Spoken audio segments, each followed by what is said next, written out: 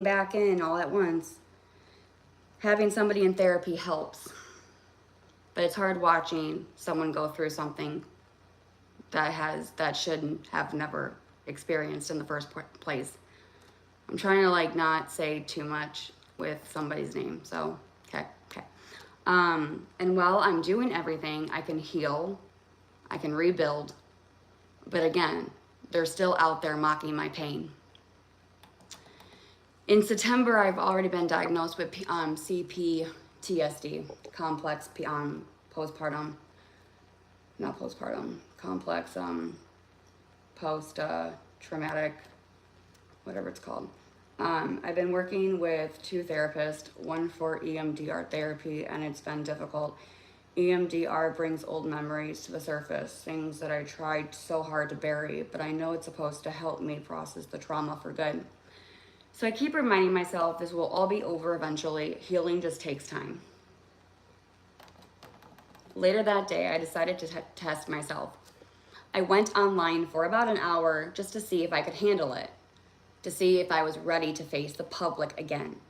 My heart raced the whole time. My hands were sweaty. I kept shaking, reminding myself, don't react, don't overshare, just breathe. For a while, I did okay.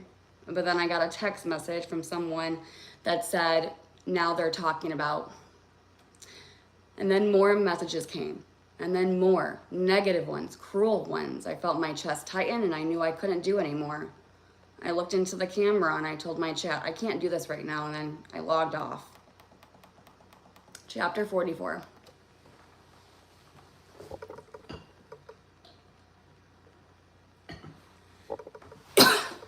That evening I chose peace instead. Our family went to Lakes Park for a little festival. There were bounce houses, a train ride, and even a hayride. Cameron laughed the entire time watching, oh, okay. Blank laughed the entire time. Watching blank jump, smile, and shout with joy reminded me of why I kept fighting, why I kept healing. Afterward, we went home, had dinner, and just relaxed together. And for the first time that day, everything was calm. It wasn't a perfect day, but it did end beautifully. A small reminder that even after the darkest storms, there are still moments of light. Okay, that's it. And I don't know where the rest came. I don't know where the rest is. We lost the iPad and I tried to find it and I couldn't. So during that moment, hello. So, this was back in October. Okay, so I was pregnant.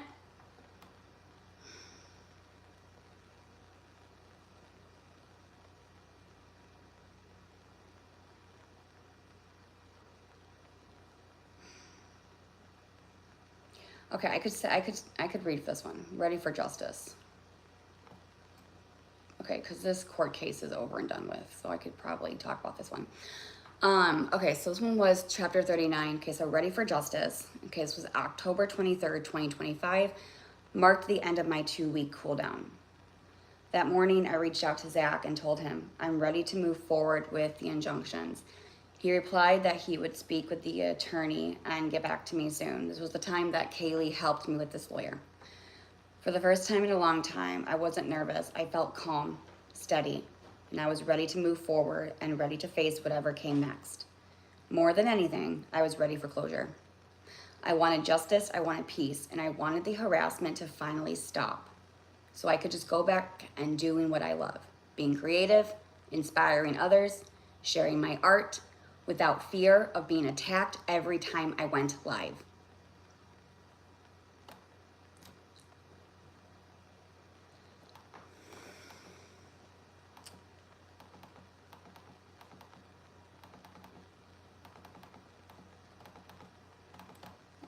Where did I just go? That week felt different. The anxiety that once lived in my chest had eased. Instead of fear, there were focused. Instead of anger, there was faith. Faith. I kept telling myself, this is it, Gabby. You've waited long enough. It's time to finish what they've started. But this time, on my terms. Gabby, they found their next target. Now, this was about mom of two. I'm really depending if I should put this in here. And it says, it was a mom of two. My heart sank. I watched quietly for a while when what I saw broke me all over again. The same people who had once attacked me were now circling her, mocking, recording, stitching her videos. What they do, right? Okay. In the comment sections, I saw familiar usernames, my haters, all mixed together, including my supporters too. And they were calling her Gabby 2.0. Those words hit me like a punch. I knew exactly what she was going to go through. The panic, the sleepless nights, the way it feels to be ganged up by thousands of strangers who you don't even know. In that moment, I realized something deep in my spirit. I couldn't just sit back and watch my mom go through this. I always believed in the golden rule. Do unto others as you would have them do unto you. My faith reminds me that none of us are perfect, that God sent his son to die on the cross so we could repent and find grace. Even if someone had made mistakes, nobody deserves to be dehumanized. Nobody deserves to be called a piece of shit mom. I knew the people attacking her weren't trying to help her. They wanted just to hurt her. They wanted another show, another story, just to feed their content because I wasn't on the internet. Funny how they call her Gabby 2.0. So I did what my heart told me to do. I reached out to her privately. I told her, you don't have to take my advice, but I've been where you are. I know what they are capable of. I gave her resources, real ones. I gave her legal help. I gave her emotional support, and I gave her online safety. I also told her I lived in Florida too. And I said, if you ever need anybody or any guidance, I'd be here. Before ending the message, I wrote, I just wish the best for you and your family. I didn't need any, I didn't need anybody on the internet to know that I reached out to her and I said what I said. I just needed her to know she wasn't alone. Because I remember what it felt like to be alone. And I promised myself that I would never let another mother feel that kind of pain without at least one person reaching out. And that was the moment I realized I wasn't just surviving anymore, I was becoming an advocate. Okay, chapter 42. Hi. From pain to purpose. After reaching out to that mother, something inside me shifted. For years, I had prayed for peace, for the noise to stop, for the lies to end, for justice to come. But now I realized maybe my purpose wasn't just to survive. Maybe it was to use it to turn all this pain into something that could help others. Every message I sent to her reminded me of my own journey. The fear, the exhaust, the isolation, but it also reminded me of how far I've come. I wasn't that broken woman rocking on the bathroom floor anymore. I still was healing, yes, but I was also stronger, spiritually, emotionally, and mentally. I started to see the bigger picture. God hadn't allowed all of this suffering in vain. He was using it to prepare me, to teach me how to comfort others through the same storms I had barely survived myself. I began getting more messages from other women who had faced online bullying, false reports, and public humiliation, Some were crying, some were terrified, some were just numbed. They didn't know who to trust or where to turn. So I did what I wish someone had done for me. I listened. I offered resources. I reminded them that they were not the people, I reminded them that they were not what people online said about them, that their worth came from God, not strangers on the internet. I told them the same thing I kept telling myself during the darkest nights. You are not alone. You are not what they say you are. You are stronger than this. Helping others brought a sense of healing that therapy alone couldn't give me. It gave meaning to my scars. I no longer wanted revenge. I wanted restoration. Oh, I can't even talk right now. What did I say? Restoration? Yeah, okay. For myself, my son, and for every parent who had ever been torn apart by lies online. The same platform that once broke me was slowly becoming a tool for good. I wasn't chasing followers anymore. I wasn't chasing purpose. And for the first time in a long time, I didn't feel like a victim, nor did I want to be a victim. I wanted to be the voice, a voice for every mother who has been silenced, who has been shamed, who has been scared, and who has gone into hiding. This was the beginning of something new. This was the start of my mission to turn pain into purpose and to help others rise from the same ashes I once stood in.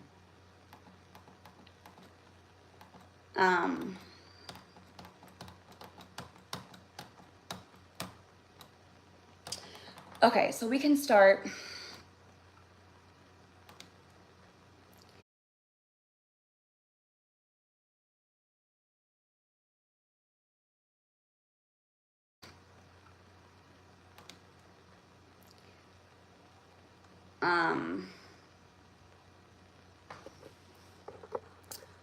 Why are you reading your second book?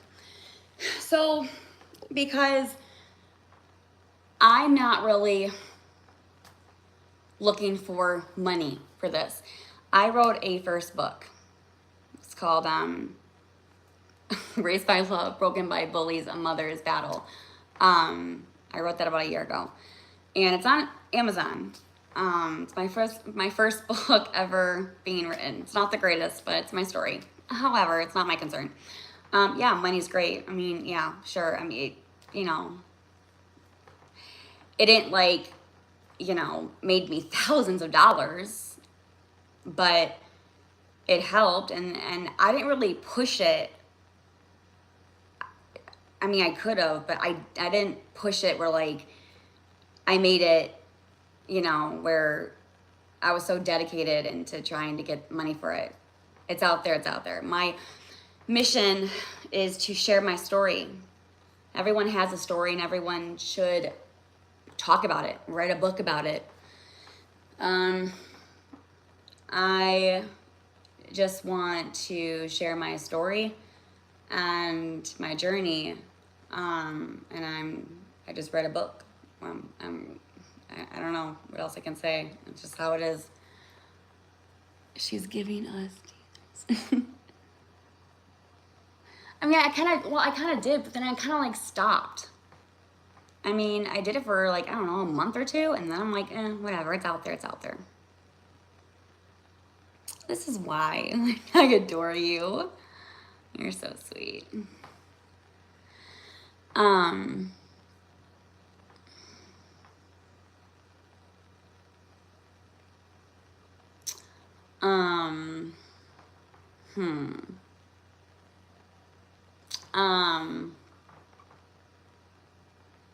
Okay.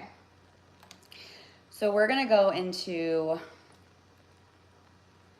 okay, so who wants to help? You? Okay, sounds great.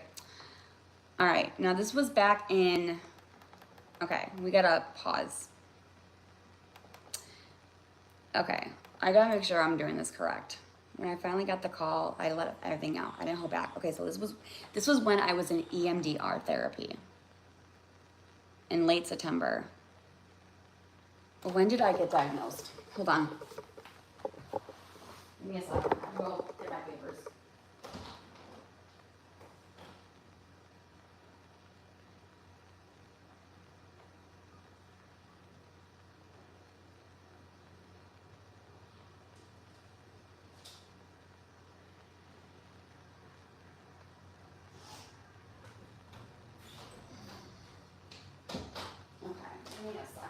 I'm gonna try to see.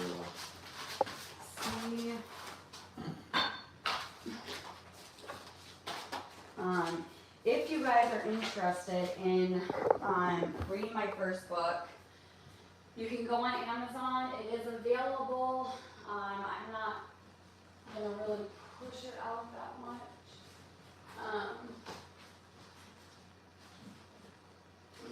Where are my papers? Never find them.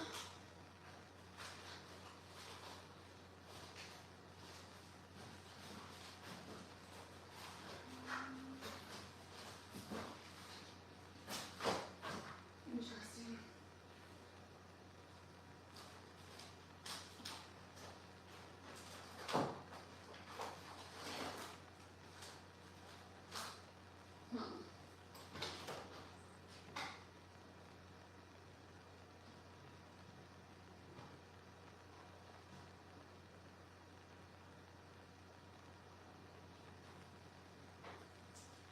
Interesting.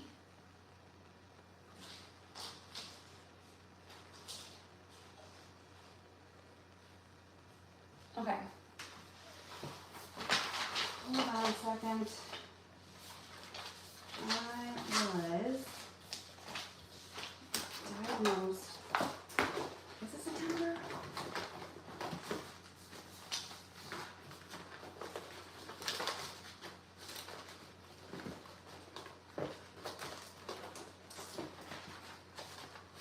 Remember, my book is based on truth, so I am 100% making sure it's down to the actually date and time and year. Here it is. 10/24/2025 is when I got this letter from my doctor. Okay, so, okay, when did I say this? Okay, so when I finally got the call, okay, go back. Okay, so October 24th, 25. I woke up feeling heavy. That morning I had therapy, okay. And Aaron was home, okay. Okay, yeah. Okay, yeah, okay. Cool, awesome.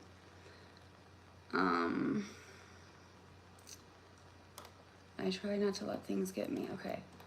In late September, so okay, hold on, no. In late September.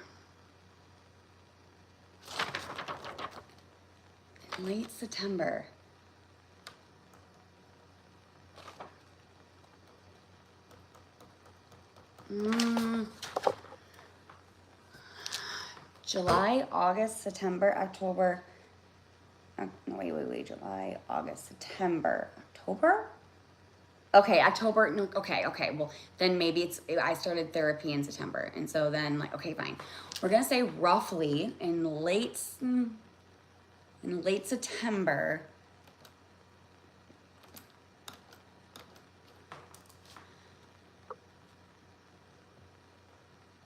Okay, where's my notepad? Give me a second.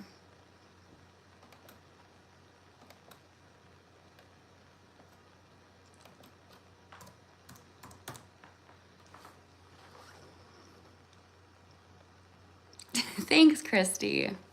You're so sweet. I love you. Okay, so we're gonna do notepad. Okay. Notepad.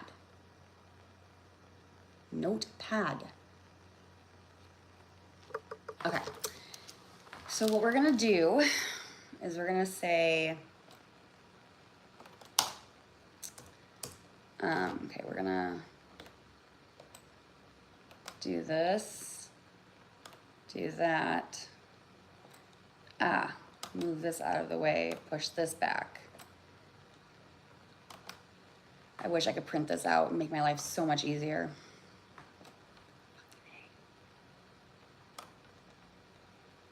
Okay. And then we're gonna move this like that. Okay. Okay. Okay, so I'm just going to maybe paste this. Okay, we're gonna paste chapter 43. I'm gonna copy all of this.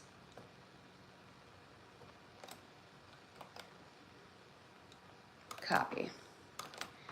And then we're gonna paste it. Paste. Don't need that. Okay. So now we're gonna just go off this one right here. Okay.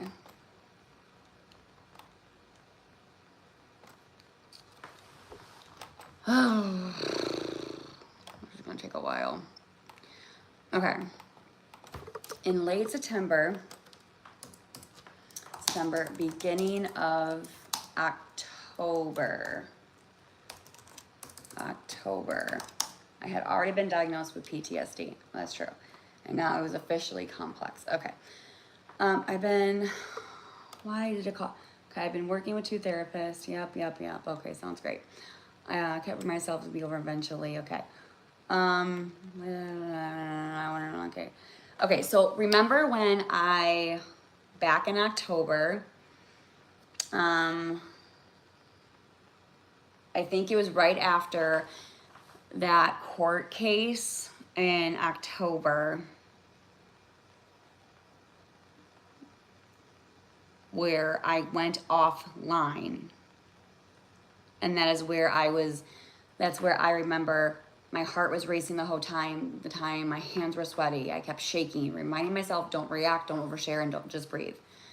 And then they were talking about, then more messages came, negative ones, okay, whatever. So then that's when I got logged off. Okay, I looked at and I told my chat, I can't do this right now. Then I logged off. Chapter 44. Okay, so that evening I chose peace instead. Our family went to Lakes Park. I remember that. It was in fall. And then we're just gonna go into the pregnancy because I don't remember when I went live. So we're gonna do chapter 45. I don't know what I'm gonna word this.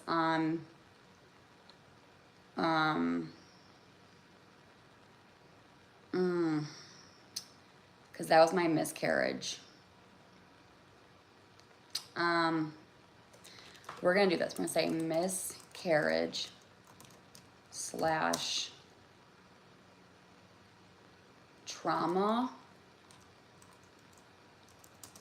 / emotional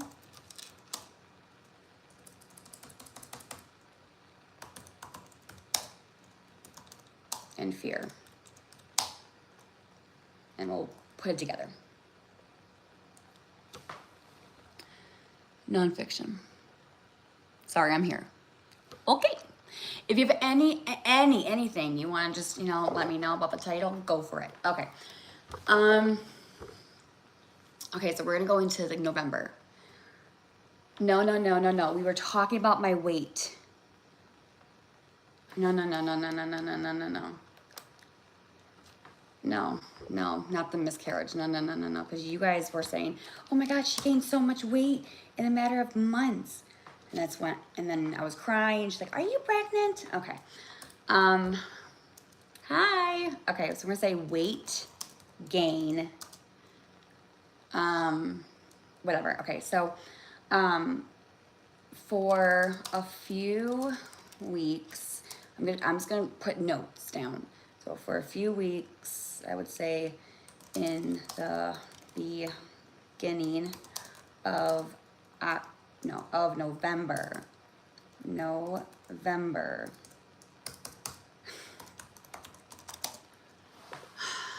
I went live a couple of times.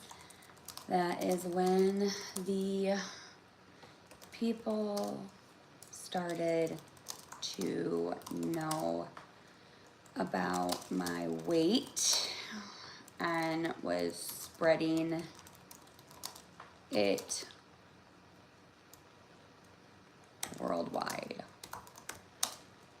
dating worldwide. Making fun, making pictures of my body, body shaming.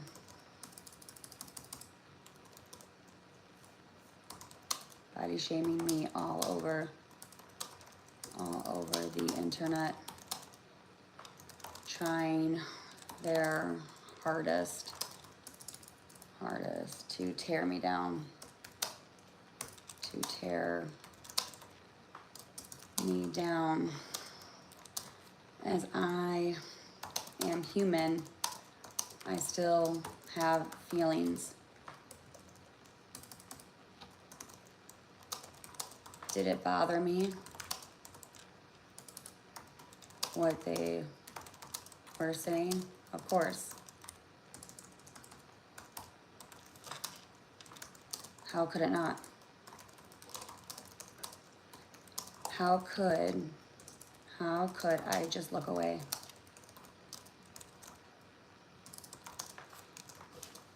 You know when you have thousands of people telling you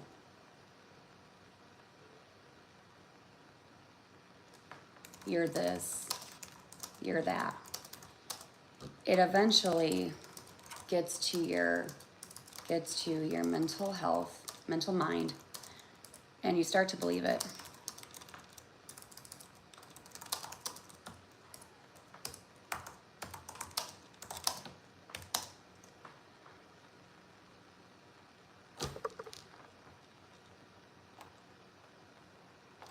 Okay. However, I had been emotionally sensitive, and people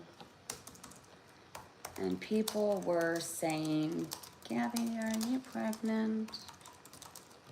And I said no. My weight has gone sky high in the matter of I would say 6 months. I would say that's a lie. 3 to 6 months. My supporters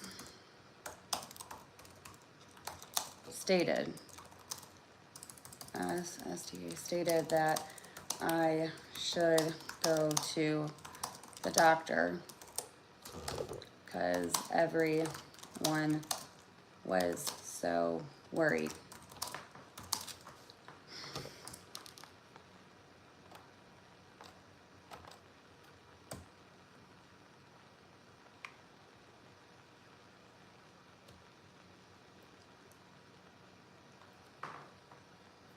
You should read my first book. I could for you if you want me to. I'm kidding. That's good. Hey, WPP, what's up? You should, Blue Mermaid. She did a great job. It's on Amazon. It is on Amazon. It is. Okay. Hold on. My supporters. Hold on. Okay. Can I do this format word wrap? Yeah, there we go. That's better. Now I can see. Okay. There we go. Doctor was so worried. Okay. When did I go see doctor? I went to go see Dr. Martinez. So when did I go see him? Don't remember. I can look back at my chart. Okay.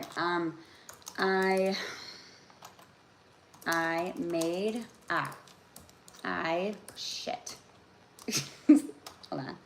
I made an appointment and went to see my doctor. Okay, I'm just gonna say, everything went good. Got blood work. something about, I remember going live outside outside Walgreens. I remember going live outside Walgreens waiting, right? Okay. Is that right? Remember that? Okay.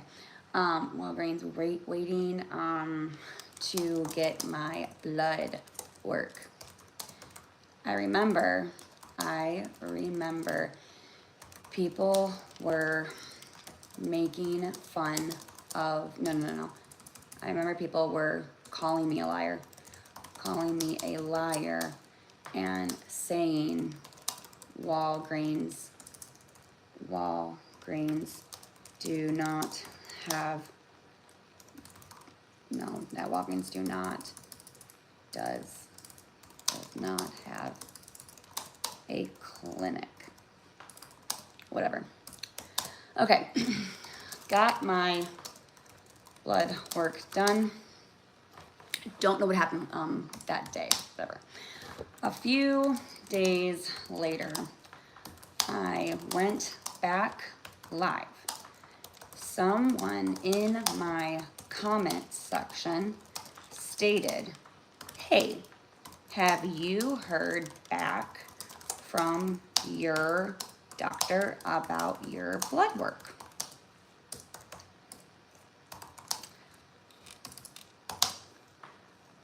I said, "Let's check." I was still live that day. As I was going through my chart, I was looking at the first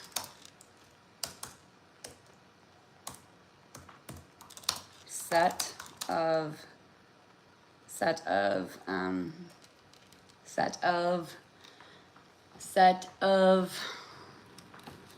the test results. Whatever. I have to go back in there and kind of word it differently and things like that. Okay. Test results. I really thought you weren't sharing. I'm writing my book. This has already happened in the past. So we're in the past. I'm writing a book. Is that okay with you? Okay, good. Moving on.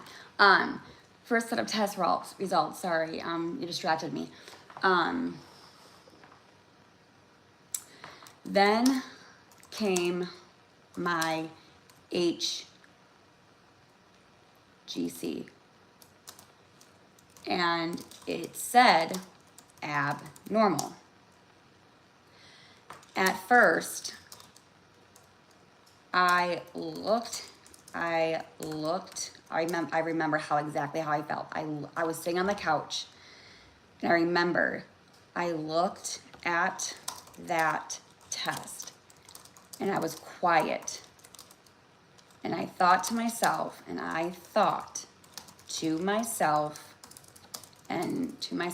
told myself to shut the fuck up and do not say a word. ... Then I was looking at the camera, then looking at my chart, at my chart. People were messaging me, asking what is going on. I asked the chat, what does abnormal mean for HCG? Someone called me and stated to let them see it, and stated their friend is a nurse. So I asked. John's background switch. What the hell? Get out of here. Stupid ass. There's a friend is a nurse. So I asked them about it. They stated, oh my God, they told me I was pregnant. I did not believe that. I was like, there's no way. Then, word vomit. It came out on live.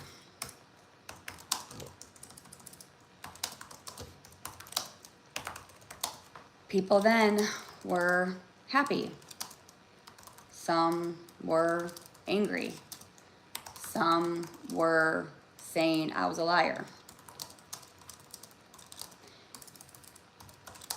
At the time, Danny and this girl, Megan, came in my box. I showed Danny my chart, and she also, as well as Megan, said to everyone that it's true, she is. My age at the time.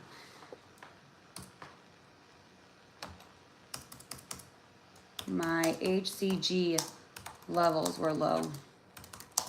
I gotta go back into my chart and actually get that information. Hello, hi Sarah.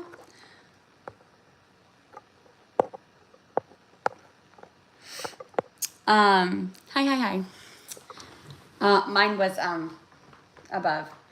I gotta look back because I'm gonna put this in what my HCG levels were. I'm gonna make a note for myself. Look back at my chart to make sure the information is correct. Okay. Leave a note. Okay. Moving on. I was shaking. Still did not believe it. At the time, I was taking Adderall. Hydroxyzine,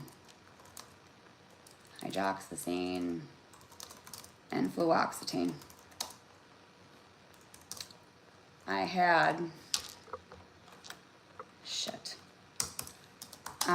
had this discussion with my people on live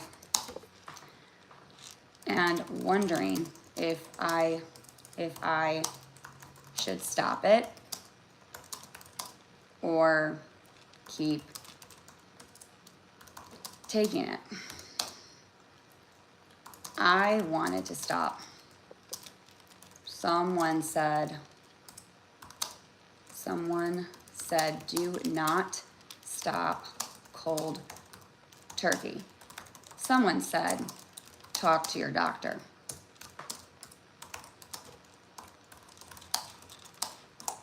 That comment was the right choice.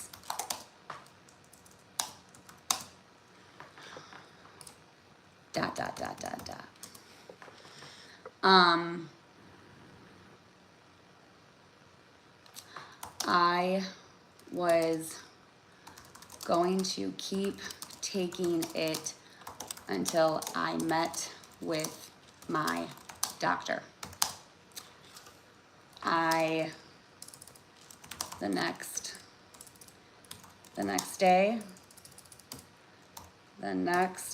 day, I woke up, called my OBGYN, made an appointment.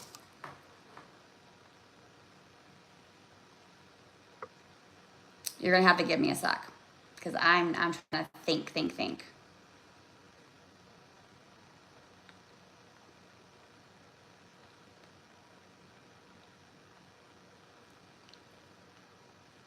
Okay, no. And dot.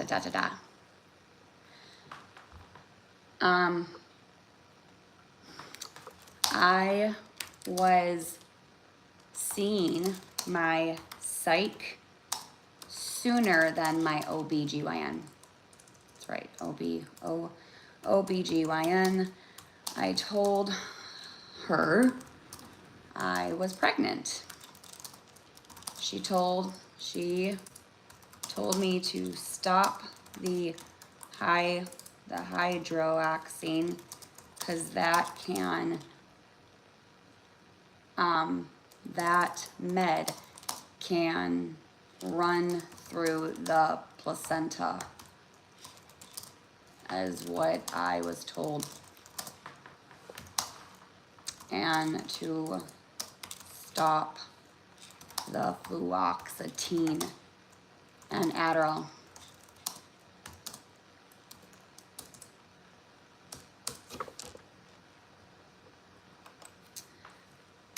When I got home from that doctor's appointment,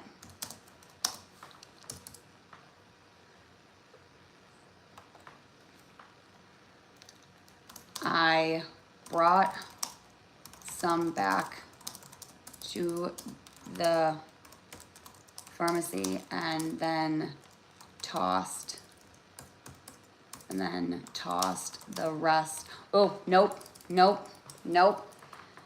I remember I brought some back to the pharmacy. CPS at this same time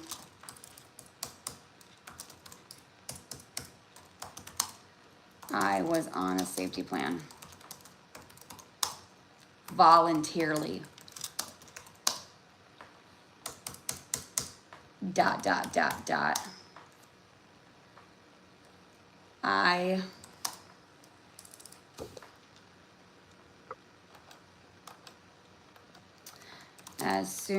As soon as I found out I was pregnant, I told all of the workers that I was pregnant.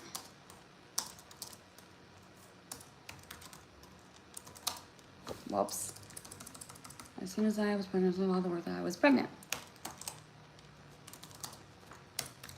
Oh my God, Gabrielle. I showed my medical documents to CPS. And one of the CPS worker came the next day.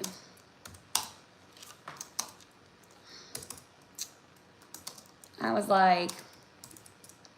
like, hey girl.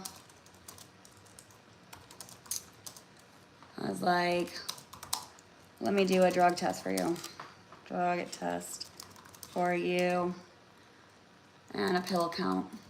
And a pill count. As always, I was always fine. I was always good to go. Never found guilty. But hey, what do I know? Anyway, back to my story. I wanted to tell my CPS worker that I want you to be a witness, and I took my meds and flushed them down the toilet. CPS stated, and That was all. I said, when I was pregnant with Cam, I was on Adderall. I stopped as well. I had no withdrawals because I'm not addicted.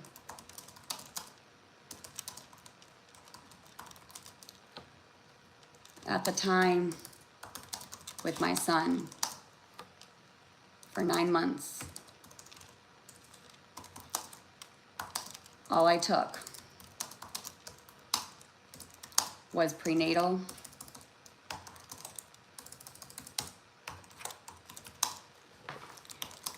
and took care of my body.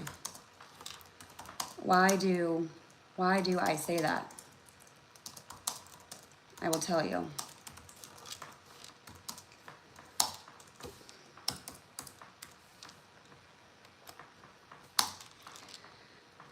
For years, I was diagnosed with endometriosis. Just endo. And was told it would be very hard to get pregnant. But when I got pregnant with my child, I stopped taking the meds because I did not want to harm the unborn child. I also had a miscarriage before I had C. So at the time, I could care less about taking it. My child was more important than some drug. Did I struggle? Yes, I did. But I pushed through.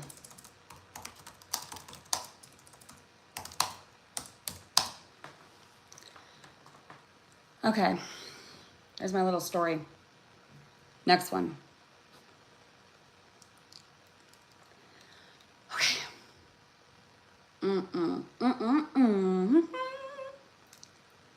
Push through. Where am I at now? Sorry.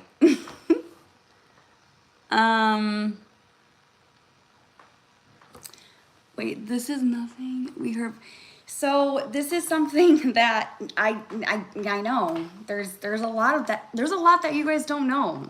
That's why I write my book. That's why I share my truth. And it's up to you if you want to believe it. I don't care. You can believe them or believe me. I don't care anymore. At the end of the day, I know my truth and it's up to you. All right, back to this. But I pushed through. Okay.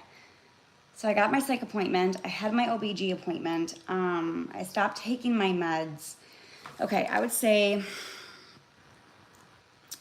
when I found out about this one on November 2025,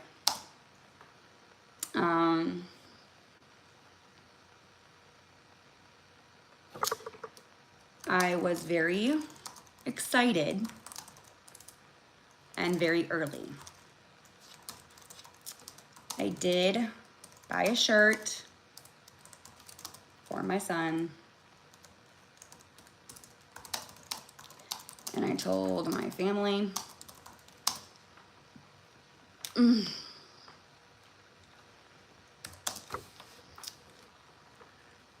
when I had C, I found out at 2 weeks, and he's here.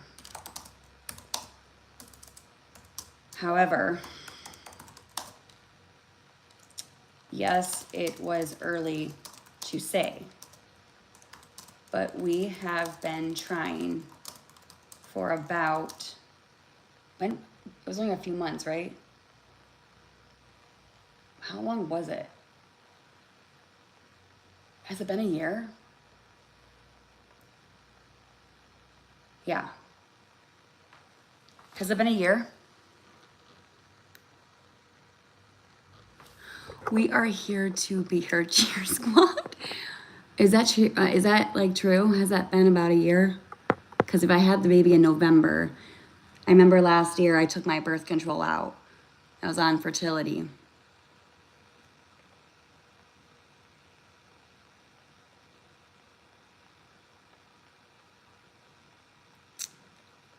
I think about a year.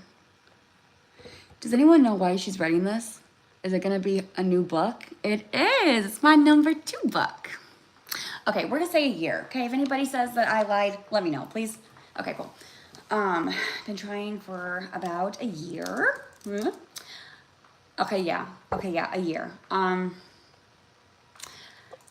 For a year of trying. Okay, hold on.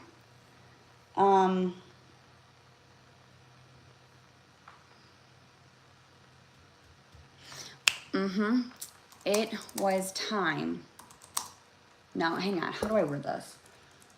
Been trying for a year. Okay, I told my phone. When I had, see, I found it was 2 weeks and he's here. However, yes, it was early to say, but we've been trying for a year. And no luck. And 3 months. No, hang on. Around September. I don't know. August, maybe September. I don't know. Maybe September. I started my fertility journey. My OBGYN last year stated, we will not do anything until you try for a year. And here we are a year later and no luck. She put me on Clomid.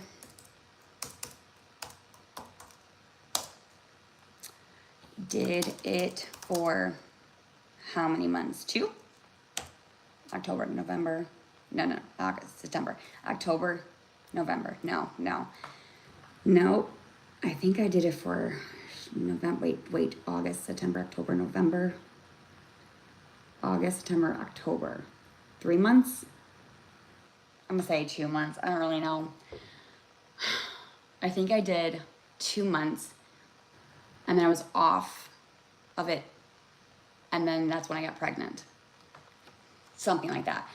Okay, Clomid did for 2 months, then went off.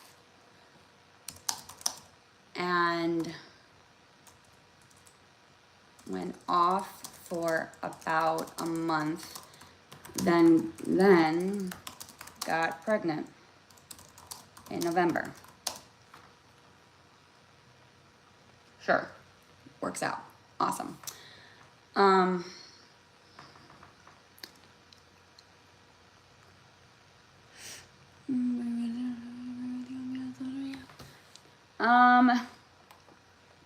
Well, I would ask the same for the other person. That should answer your question.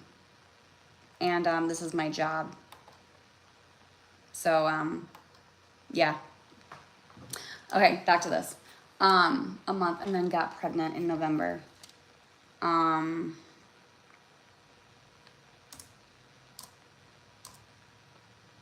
2025. Okay. It was about, now my turn. It was about,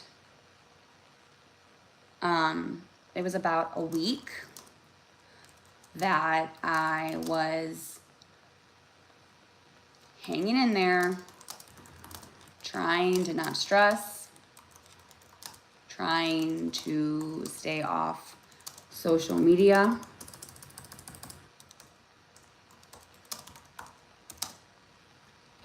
To keep this baby. Mind you, I cut cold turkey.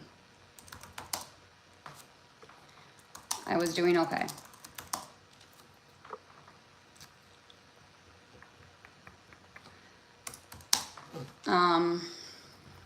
Trigger warning, okay? Trigger warning. If this bothers you,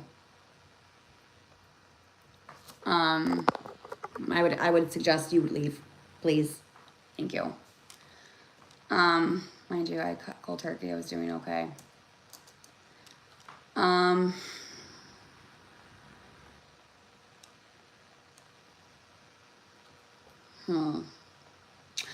Okay, before I do this, everyone on the internet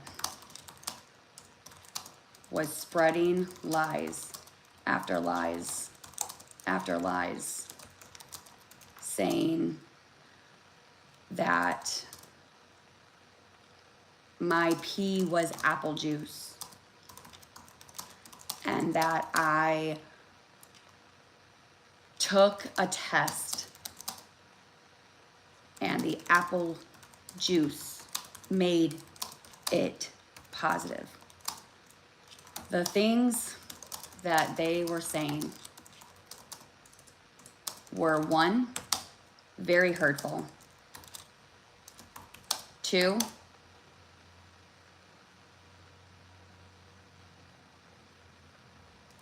inappropriate.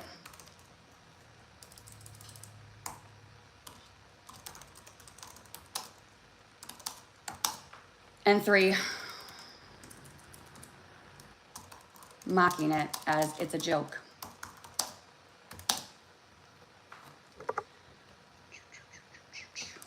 So I went live. I was in the bathroom.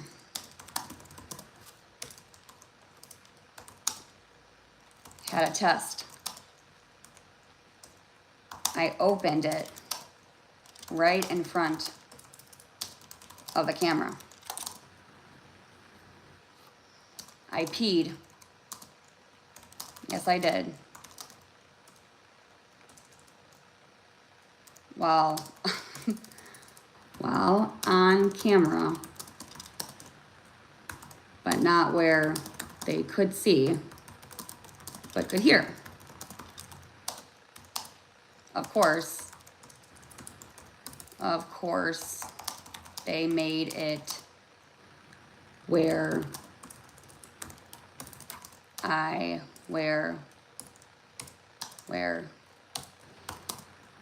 of course they made it where they said I never went pee. I was lying, blah, blah, blah, blah, blah, blah. Put something else there. Okay, moving on. Okay.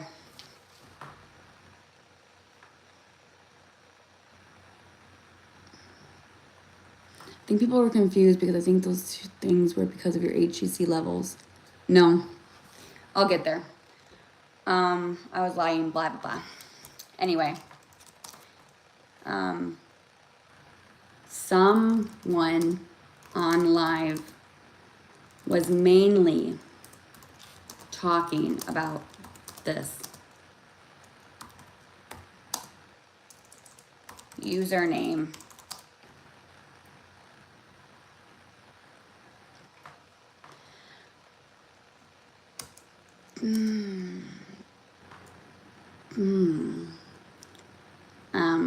I like the color pink and the number 2 and the number 0. It's my favorite. All right. And so I stated I stated, you wanna call me a liar? Watch this. Keep your eyes on the test. I pointed the camera to the pregnancy test with a whole group of people watching. It was the clear blue digital test. It was doing its thing. When it came time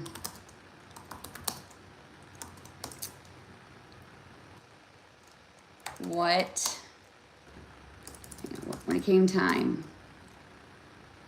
you will never believe what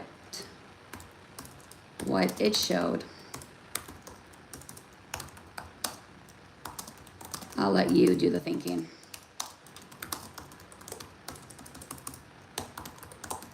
Dot, dot, dot, dot, dot. Of course it was pregnant. Of course I was pregnant. Of course I was pregnant.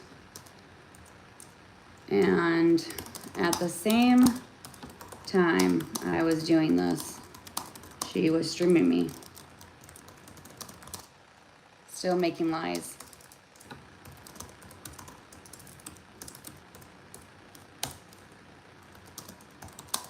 At this point,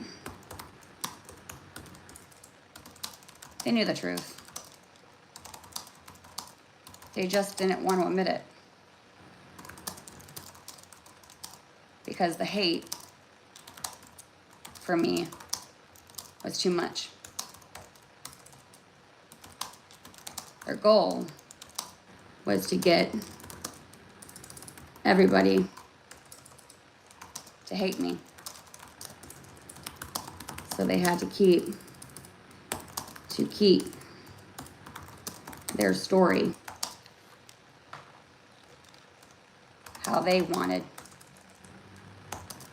the story to be. Funny how that works, right? Well, let me tell you. That's social media for you.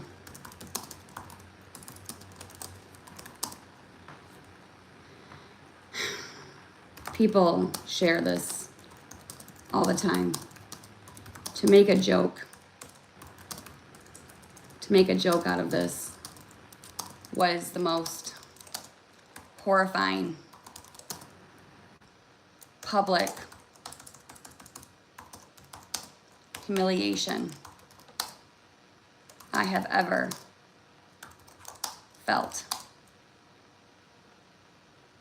The tears was coming down like a river.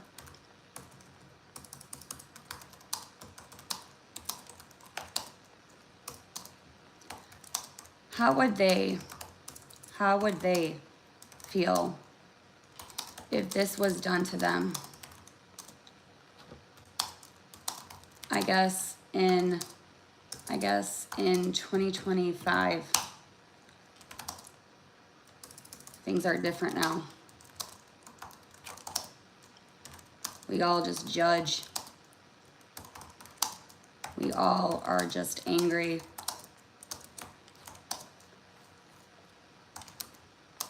It's a sad world. Anyway.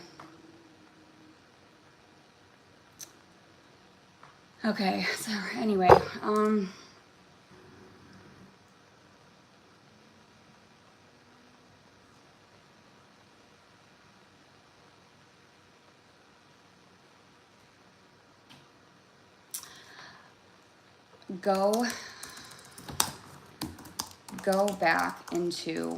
go back on TikTok and find, no, hold on. need to make a note on, need to make a note on when I went to the hospital. Okay. That day, I woke up. I started, seriously, if this really does trigger you, I respectfully, I'm asking you guys to leave. Okay? I'm putting that out there, please. There you go, it's your warning. Okay, that day I woke up and I started to bleed. I was like, no, Gabby, no, Gabby. And I started to cry, started to panic. Went to the ER. I told nobody. I did tell my sister, Danielle.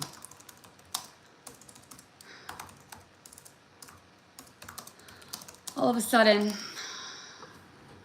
people were blowing me up. Oh my God, Gabby, what happened? Are you okay? Are you at the hospital? How's the baby? Danny was live, telling everybody. I was not responding. Because in that moment, I was terrified.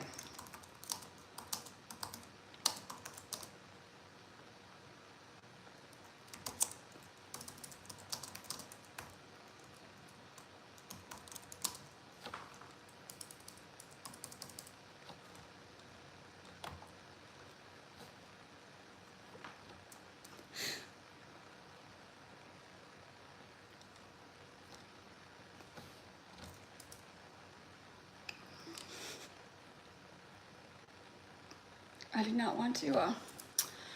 did not want to lose the baby.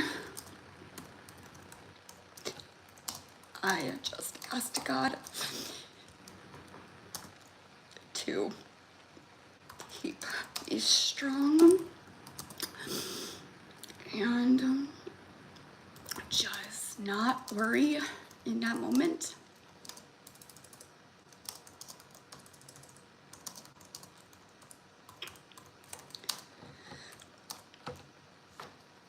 The doctor came in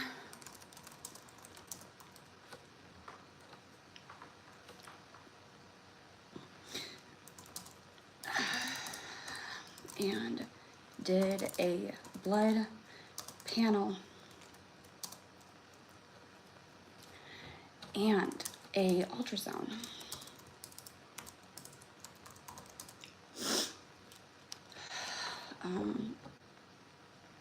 On the ultrasound, it showed no sac. They also did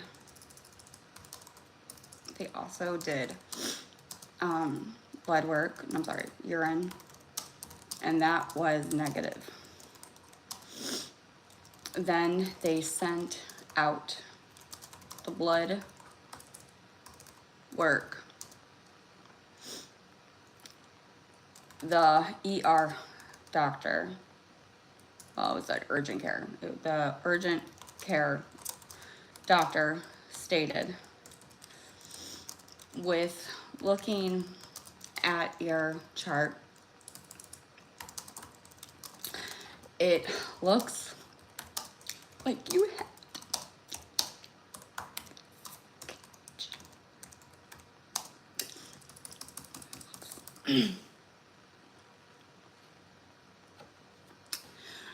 I don't know what it was called. I think it was called, it looks like you had a, it was something called, something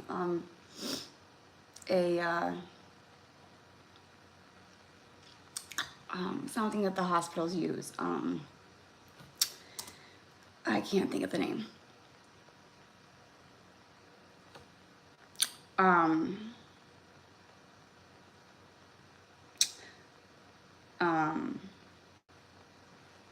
I don't know, I'm put miscarriage.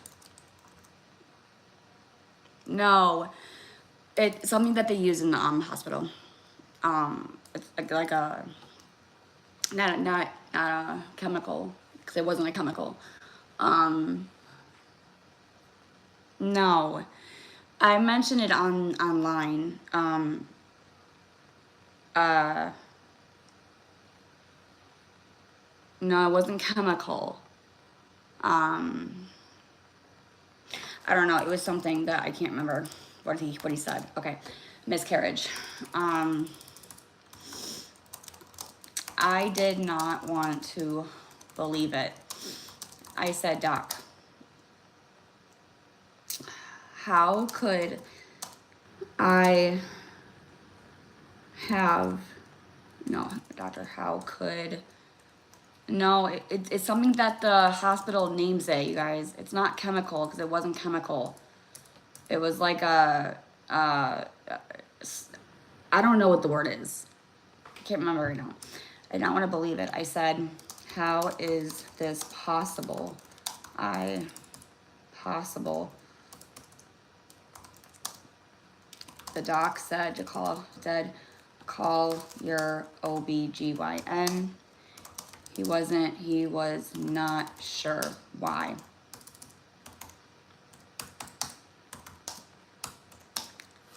No,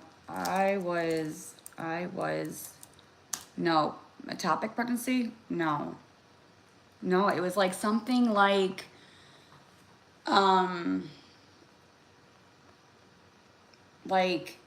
oh man, what do they use in the ER? Like, I don't know, it's gonna drive me nuts. Doctor said, call your OBGYN. He was like, sure. He's like, you're not sure. Okay, I called my OBGYN. And I said, I explained what happened. My OBGYN stated, where did I go? I said, urgent care. She said, you did not go to Lee Health because we can not see records. She told me that day to, oh my God, that day to go into the no, she did not say that. She told me bleeding, see, hold on, hang on. She told me bleeding can happen and not where I could be having a miscarriage. She also stated that the baby could be hidden. So I went home.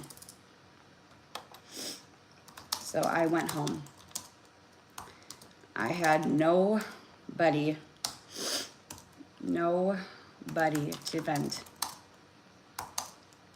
I went live and I just screamed and cried and saying, why did this happen?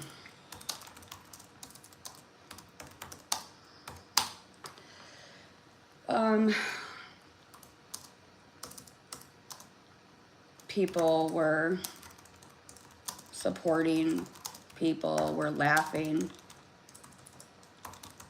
people were happy. That is what happened. People told me, good, I'm glad that you had a miscarriage. Can you imagine someone saying that to you as you are going through something like this. I got off live. I could not do it.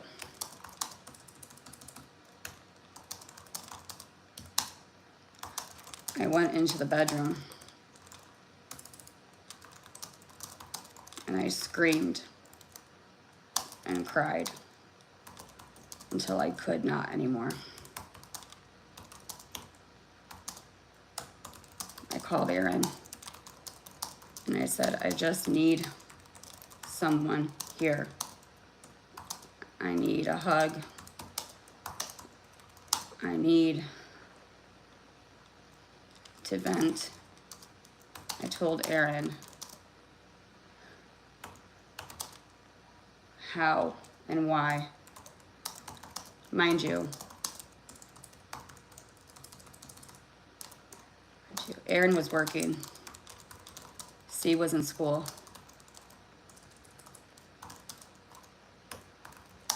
And I was alone going through this.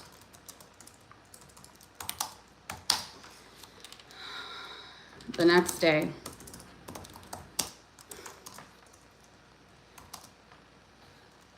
I was still kind of bleeding. Now this is where it's fucked up. I went live. I don't remember why I went live, but I did. I don't know why. Maybe just to be with somebody. I don't fucking know.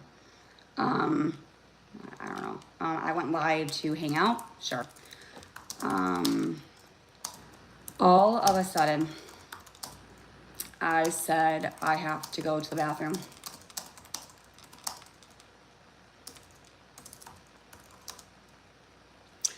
I don't remember if I put the phone down or got off live.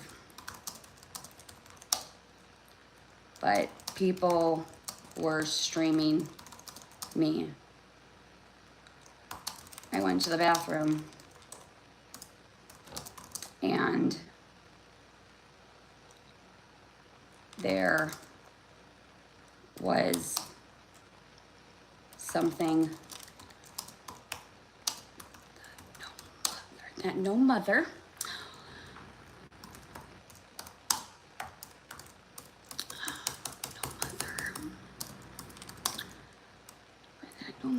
would ever have to see. It was a huge looking like a blood clot tissue.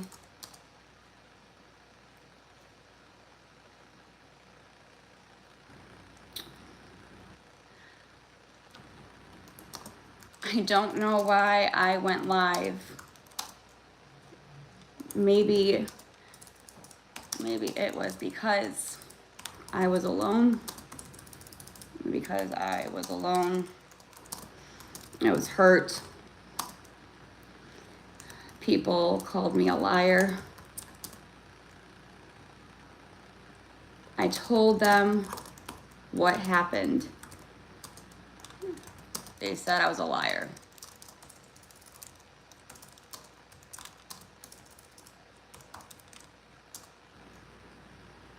So I showed them. Not because I wanted to.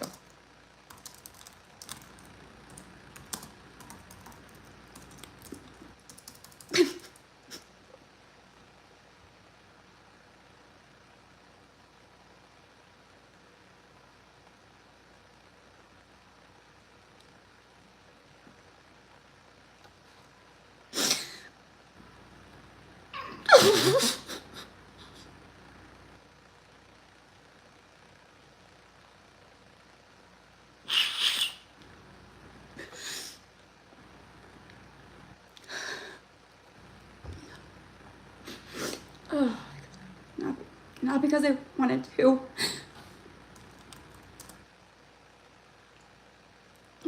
Because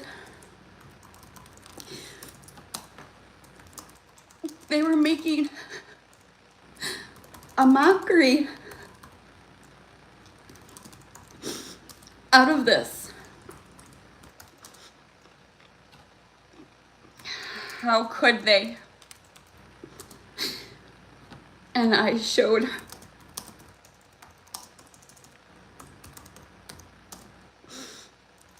and you know what they, you know, you want to know what this woman said?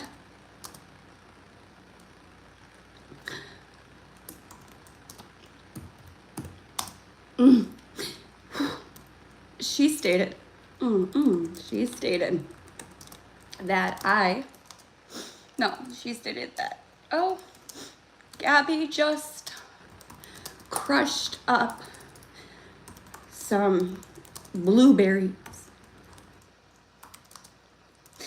and put that in the toilet.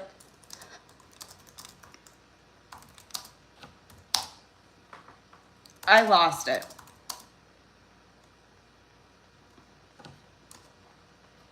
That will always stick with me till the day I die.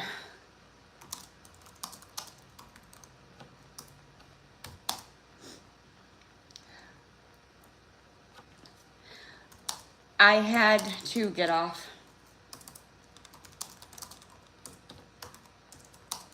and go to the hospital. I called my mom and Aaron to, it's okay, I'm okay. I'm good. I had to get off and go to the hospital, and I called my mom and Aaron too.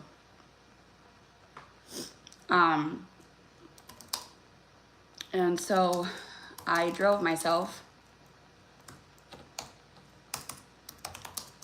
I believe this was November 8th. I believe.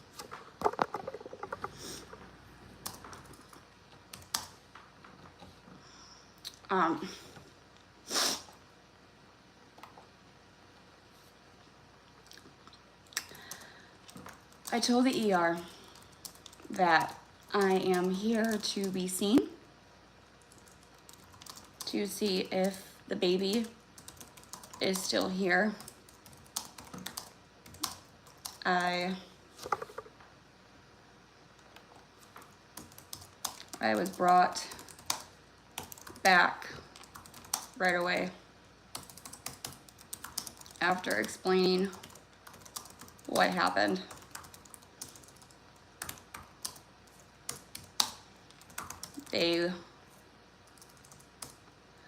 They started an IV, blood work, ultrasound.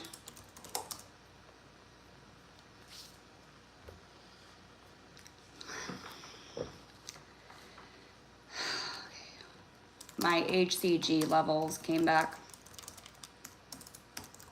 They were dropping fast.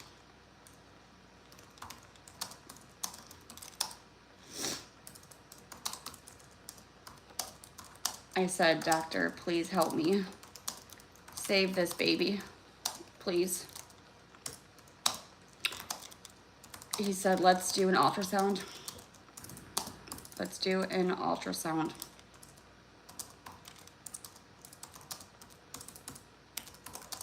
And see what's going on.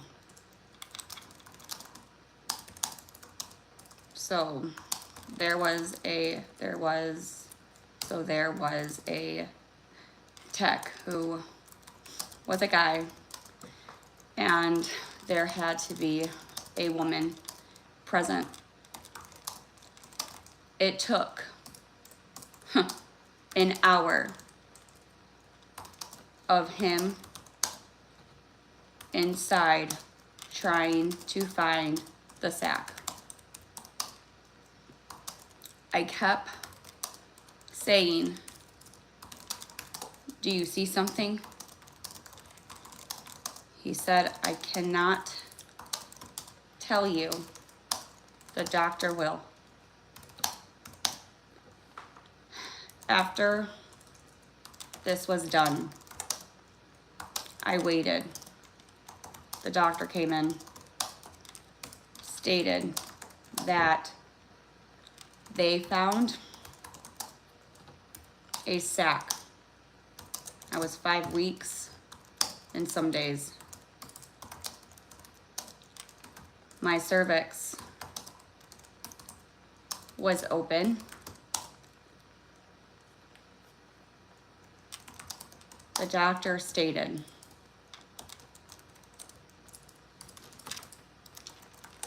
it does not look good.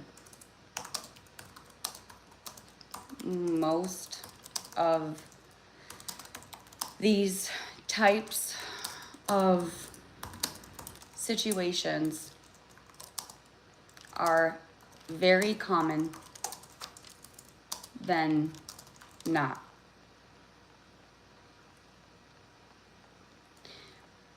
The doctor did say there is a chance, but I cannot guarantee, and told me to follow up with my OBGYN. So I left and stated that maybe I can save this baby myself.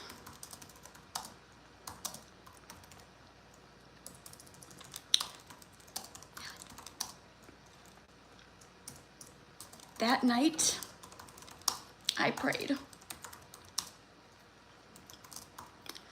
And I asked God,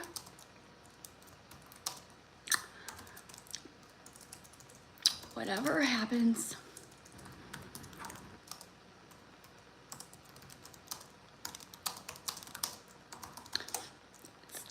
it's for the right reasons.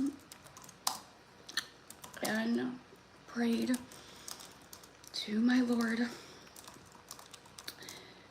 to please try to please not take this baby from me.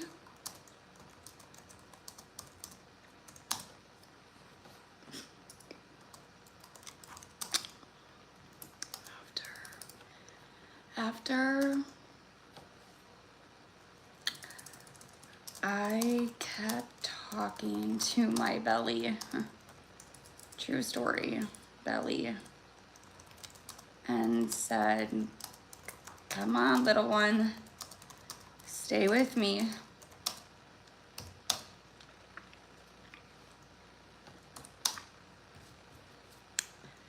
I started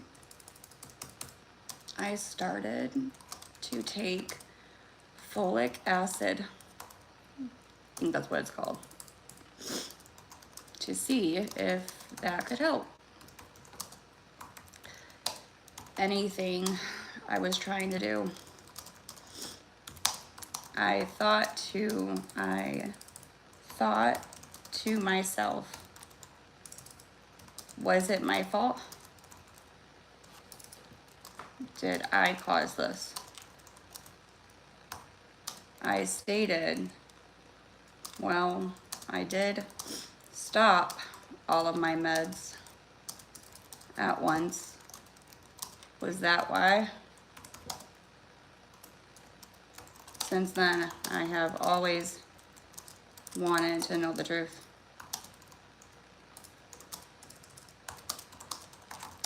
But at the end of the day,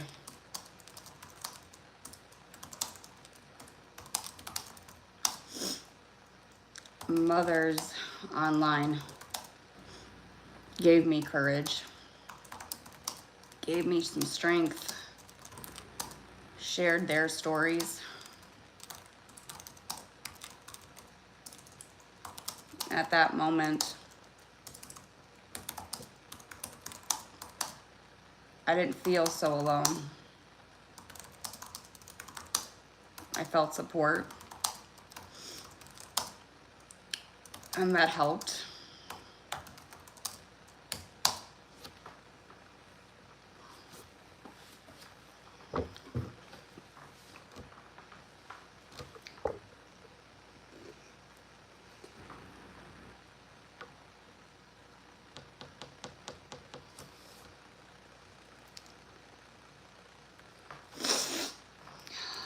The next day,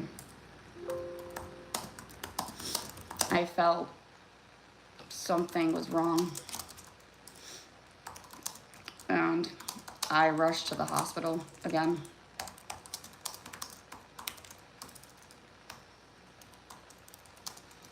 This time it was passing. Oh wait, no. This is where no. This is so fucking backwards. Fuck. No. This is not how it went. Fuck me, dude.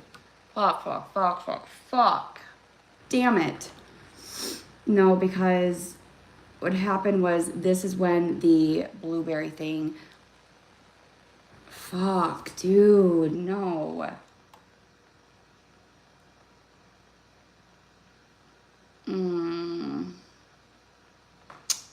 Fuck. Okay, hold on. Okay, hang on. I just kept seeing, okay, here, I don't know. Fuck, and stated your urgent occur. Okay, explain what happened. I hope would you buy it? Okay. She said, she told me to sound here. I just screamed, okay. People were saying, okay. People told me to, okay, yeah, so okay. I got off live, I could not do it. I went to the bedroom, I screamed, okay, yeah. I called Era and I just said, I need someone, okay, yeah. Okay, yeah. The next day, I was still kind of bleeding. I went live to hang out with them. Okay, hold on. The next day, I was still kind of bleeding. Got off live with people. Okay, no matter. Okay, they said I was a liar. Hold on, Gabby.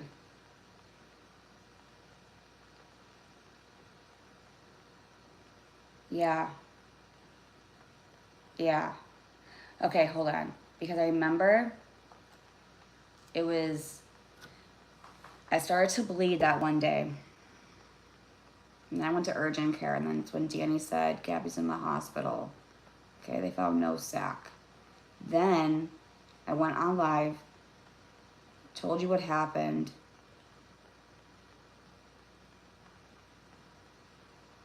And I think that was when Pink did that shit. And I think that's when because I think I went to the hospital the same day. But like the urgent care, no. Why am I getting this mixed up, dude?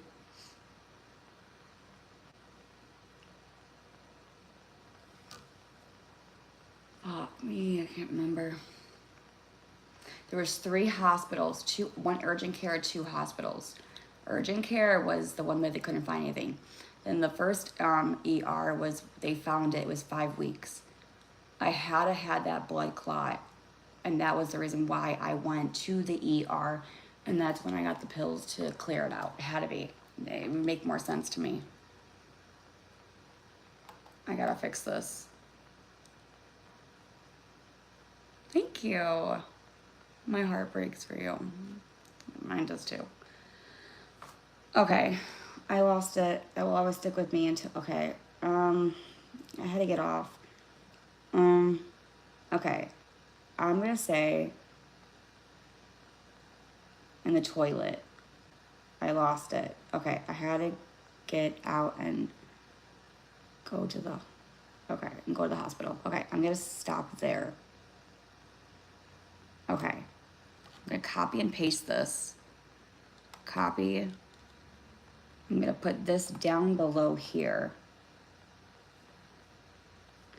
The next day the same day. Hold on.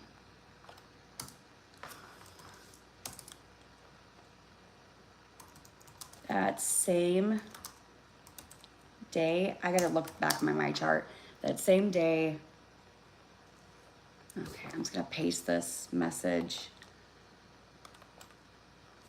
Okay, that same day, the next day, I was still kind of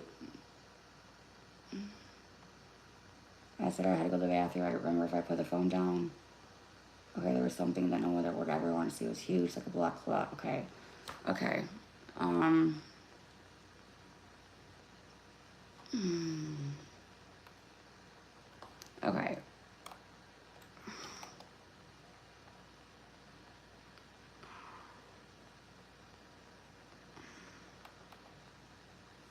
Oh my God, Gabrielle. You guys are gonna have to give me just a few seconds. I'm sorry. I just need to focus on this. I got off live and I went into the bathroom, I screamed and cried as I could not anymore. I called my Aaron, I just said I need someone working, she was in school, and I was trying to get to someone. I needed help, I needed to vent. I told Aaron. And mind you, Aaron was working. Okay, the next day, I was still kind of bleeding. I went live. I said I had to go to the bathroom. No. Oh my God, why? Hold on. Fuck me. Okay, this was right. She told me bleeding can happen. Okay, right. I could be having a miscarriage. Okay, good, whatever. Okay, da. I should scream Clark. Okay, we both working. People told me I'm not gonna rely on them.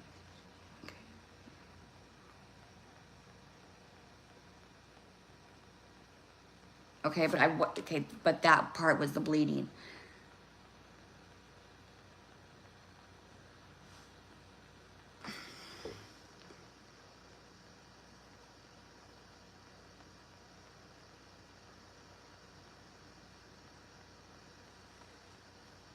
That's why I went to the hospital the first time around, because my OBGYN said to make sure that I was actually having a miscarriage. Okay, got it. Okay. Okay. Okay. The next day I'm kind of bleeding and went, nope. Okay.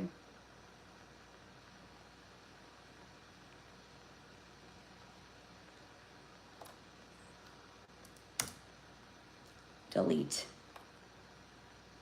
Okay, that goes there. Okay, so I told Aaron, okay, I was alone going through this. I was debating if I should go that same day as what my OBGYN told me to do. Aaron stated that is probably the best. So I went in, told them what urgent care said, and my OBGYN said. Okay, this is where okay, so I was brought back right away after explaining what happened. Okay, yep, okay, present, it took him an hour, okay, yep, okay, yep. Type of situations are very common than not. Okay, yep, okay, there's a guarantee, but I can't, okay. Also, look good for most of the type of situations, very common, okay. Okay, maybe I can save this baby. And that night, I prayed, I asked God, what happens? It's for the right reasons. And I prayed to the Lord. I kept talking my belly. Okay, yes, I've always wanted to know the truth. Okay, yes. Okay, here we go. Okay, now we're gonna do copy, delete.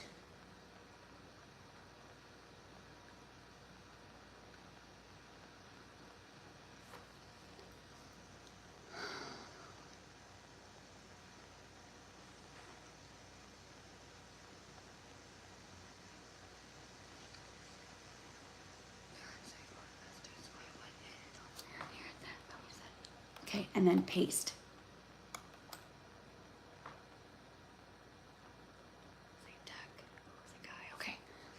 Okay. Got it. After this, I waited for the doctor to come in, stated that they found a sac. I was 5 weeks and some days. My cervix was open. The doctor stated it did not look good. Most of these types of situations are very common. Then, he said, doctor, is there a chance? Told me to follow up with my OBGYN, so I left and stated that maybe I could see this baby. Okay. I thought to myself, it was my fault at the end of the day. It was my fault due to stopping the meds.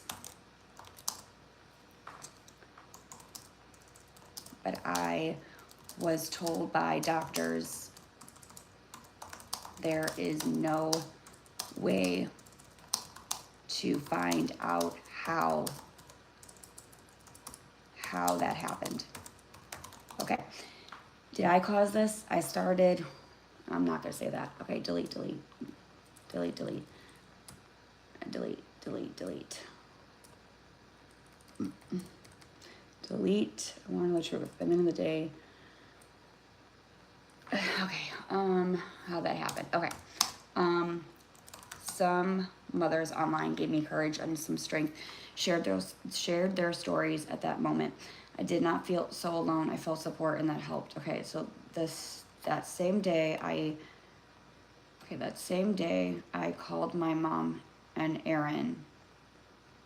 No, hold on. Okay, the next day I woke up, I don't know, I went live, maybe hanging out. I don't really know what I did. Maybe to hang out. That is, okay, so I'm just hang out. Okay, so I drove myself. Okay, I'm gonna,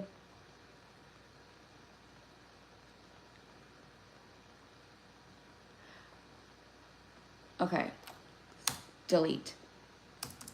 I went live maybe to hang out with my people. They were asking, hey Gabby, how are you doing? All that stuff. Okay, the next day, no, because I'm not saying the next day, I'm gonna say I was still kind of bleeding. I went live to hang out all of a sudden, whatever, I'll fix that. I said, I have to go to the bathroom. I don't remember if I put my phone, I don't remember if I put the phone or got off live, but then people were streaming. Okay, I went to the bathroom and they were something that no mother would ever see. Okay, clot tissue, I don't know why, I don't know. Okay, let's say, I gotta look back at my notes. Clot tissue live, maybe it was because I was alone. Okay, I don't know why I went live. Maybe it was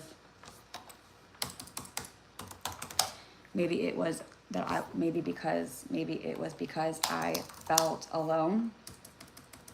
I was hurt. People called me a liar. I told them what happened. No, people called me a liar, and people called me a liar. So I told the people on the internet what happened. They said I was a liar, so I showed it. Not because I wanted to, because they were making a mockery out of this. How could they? And I showed, and you want to know what this woman said? She stated, oh, Gabby, you just crushed us. Okay, I lost it. I lost, okay, yeah. I had to get off and go to the hospital. Okay, that was November 8th, 2025. I was alone, and I got to the hospital,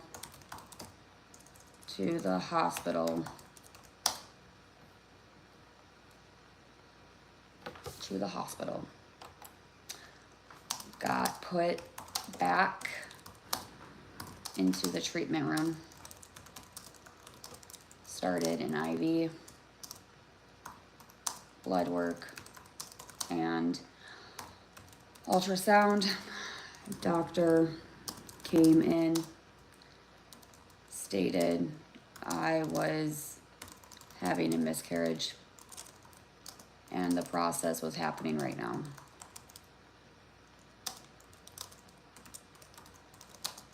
At that moment, I was in tears. I hugged the nurse.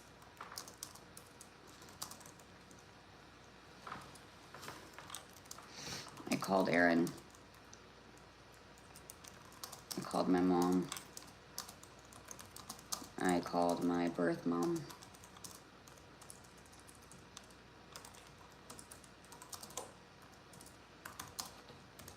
I did not want to be alone.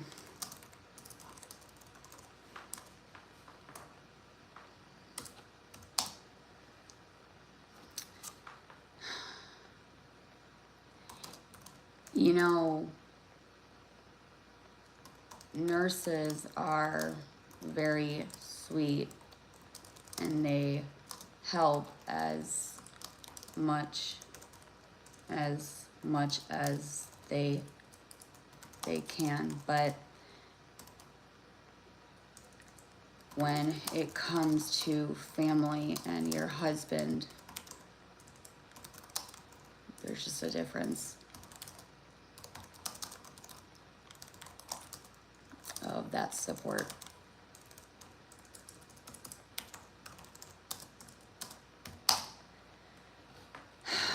The doctor said she was sorry.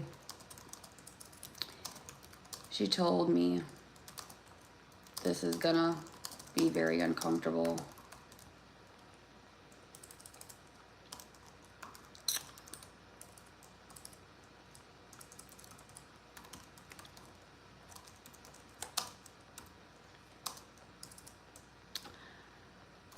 I was trying to stay calm.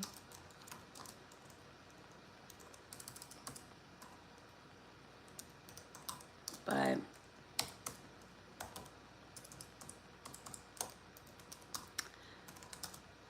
I was looking at my chart.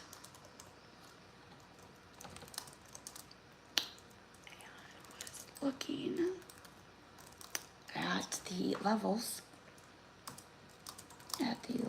of my HCG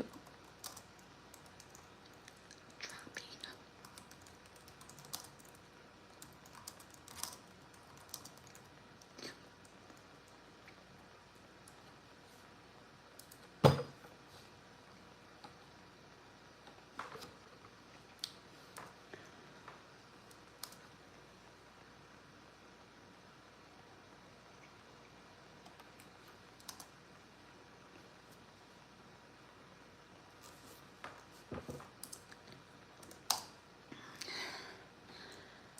And I thought to myself, please don't go. But on the other side of my thoughts was that this is God's plan, and He has a future for me, and I have to accept this as something that I had a hard time with. The pain was mild. Doctor gave me some meds to help.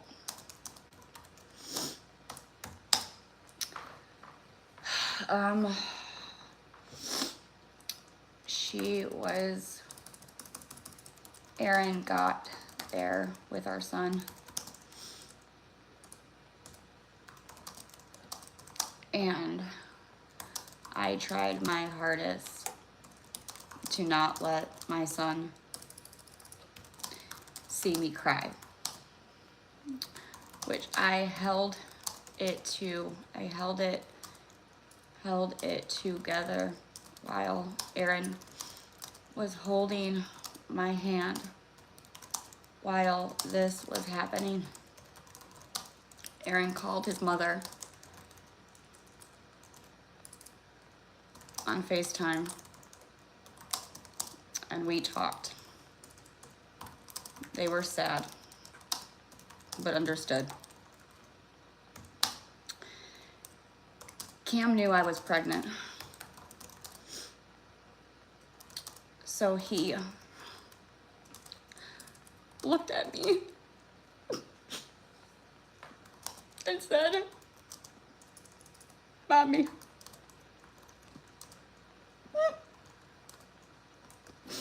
No baby. In mommy's tummy.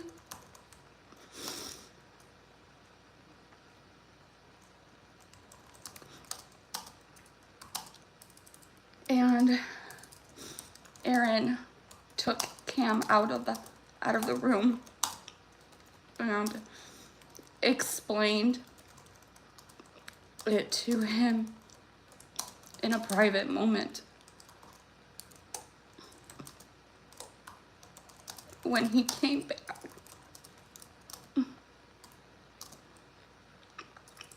he climbed on my lap and said, "It's okay, Mommy, I love you." And he wrapped me in a blanket and went to his dad and got his phone and played a music of Twinkle, hang on, Twinkle Little Star.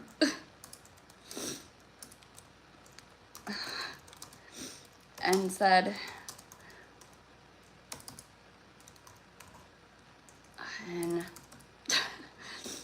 and turned off the lights and said, "Go to sleep. Love you." At that moment, words cannot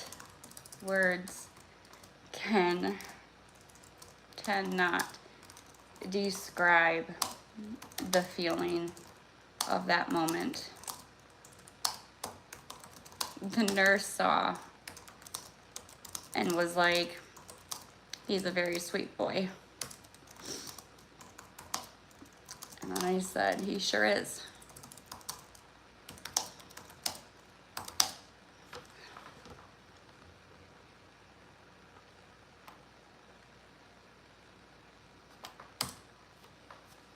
Okay. My doctor called my OBGYN and stated to let them know the plan. Doctor said to take these pills and it would cause some cramping. Should last a few days.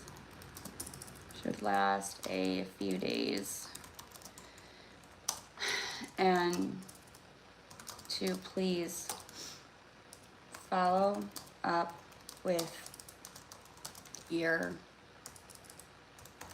OBGYN. We left as a family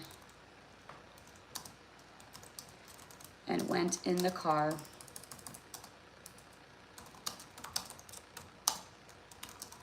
and drove home.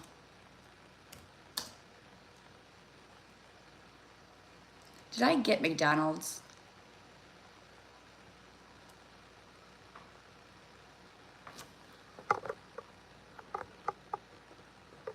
Oh, thank you. It's okay. Hey, how's it going? I'm good, sorry. Okay. Yes. Yeah. Did I get McDonald's? I can't remember. I have to go back and review this and whatever. It's a long thing. I don't remember. I don't know. Okay, that was November, and then moving on, chapter, what chapter was this? 46 now. Disney World. Disney World trip. Disney World trip. Okay, I'm gonna do just a fast thing. I'm gonna do a timeline really fast, and I'm gonna stop.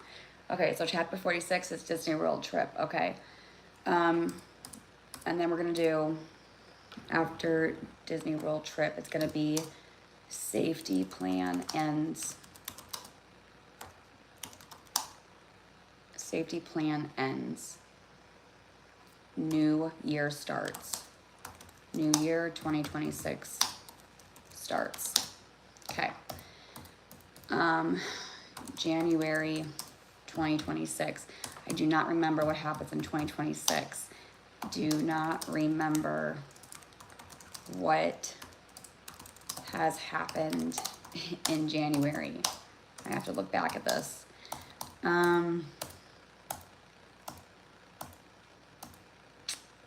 Yeah, no.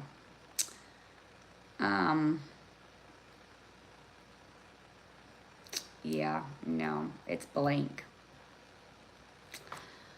It is completely blank. I mean, I have no fucking clue. I don't know. I'm gonna say February. No clue. March. No clue. Actually, no, my job. March. When did I start that job? 2026. February 2026. No clue. January. January. February 26. What? First time I've seen you in a long... I'm good. How are you? I'm so sorry this happened. Thank you. It's okay. I can take a break now. Let me save this. Sorry. I really have to like focus on this book. How do I save this?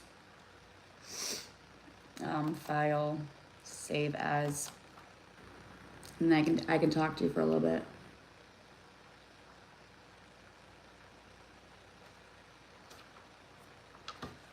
Gabby's new book, 2027. Save. Okay. Look like a crying wreck here. Have you been trying to lose weight? Yes. I've lost a couple. I lost some weight actually. So she does. It's kind of been hard actually, but a few pounds here and there. You know, trying to focus on my body, trying to get healthy. I'm still trying to eat as healthy as I can, you know. I'm trying. Trying, yeah. It's not easy. But, you know, one day at a time. But that volleyball, the one in the sand, okay, that will get you going. My calves were... They were just like, they were on fire. It was tough. And the sand was so hot. So I was gonna burn my feet. Thank you, Christy. No, I meant for the book. Oh, wait, what? Have you been trying to lose? Oh, my book. Yes, I have been trying to lose weight, yes. But that has... January, in fact, like, I don't remember. Honestly, I might have to go on. I don't remember. That's why I really should have just been documenting all of this. But, because I got to mention the whole Kaylee situation. But I don't mention anybody's names because I don't want to get sued. So I just come up with random names. And if you all watch, so the thing that like you guys will understand is that everything that was done in my first book is what my supporters have witnessed and have basically have heard me say the things that I've done, like, you know, wrote my book, the first one. And the second book, you guys were probably aware of it. You guys are around, so you guys will understand. And when you read it, you're like, oh yeah, I was there. I know who she's talking about, you know? Like, when did you start typing? About a year ago, a year and a half ago.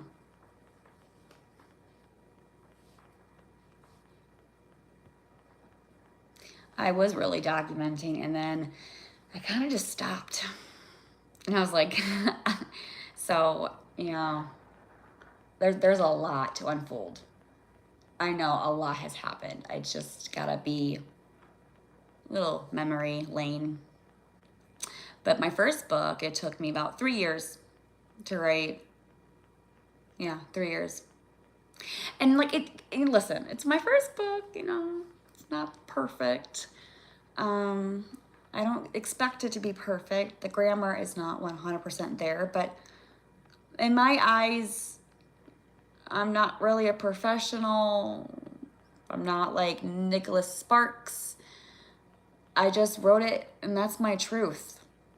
And it wasn't really about grammar and how it was, you know, presented. I mean, it was, I did my best, but the point that I wanted to make out of the whole thing was, this is my story, and I just wanted to share it.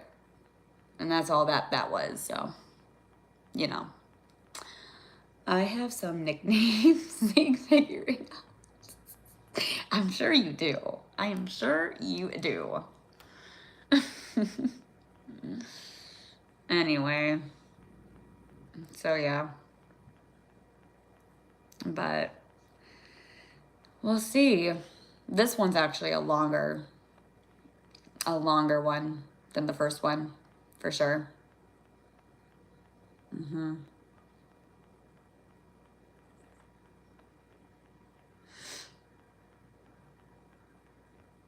And probably that's usually what happens. It's like, oh yeah, I remember that. Exactly, Christy. It's a shoot. But how are all of you guys? You guys doing good? You guys hanging in there?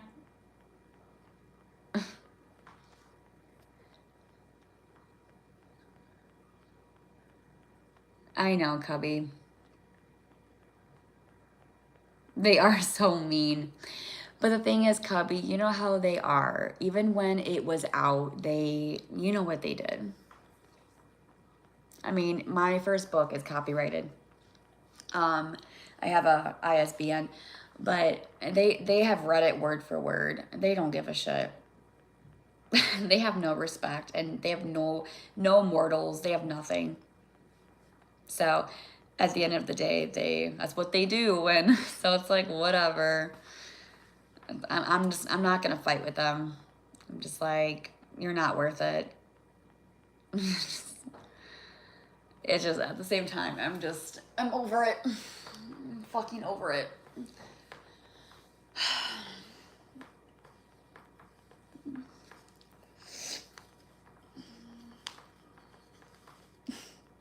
It's true story.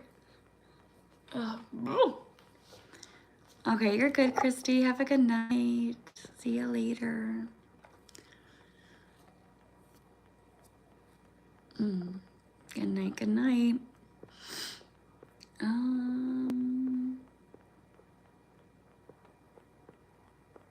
Let me see. What have I missed?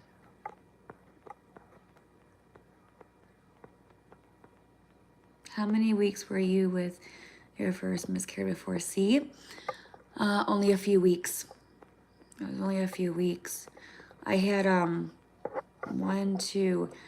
when I was 5 weeks, I had a chemical pregnancy, and I had another one after C. It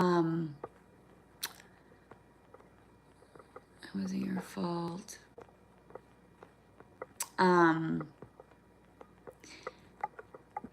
Yes, you said yes. My notes from my chart. Yes, I need to go back and make sure. This is so Sarah. This is so sad. I'm sorry, Miss Bear. It was sad. It's very traumatizing, let me tell you. But also, We had to put our 15 mini snow. Oh my God, your mini schnauzer to sleep. It's been so sad. Oh my God. I am so sorry. That's horrible. I'm so sorry.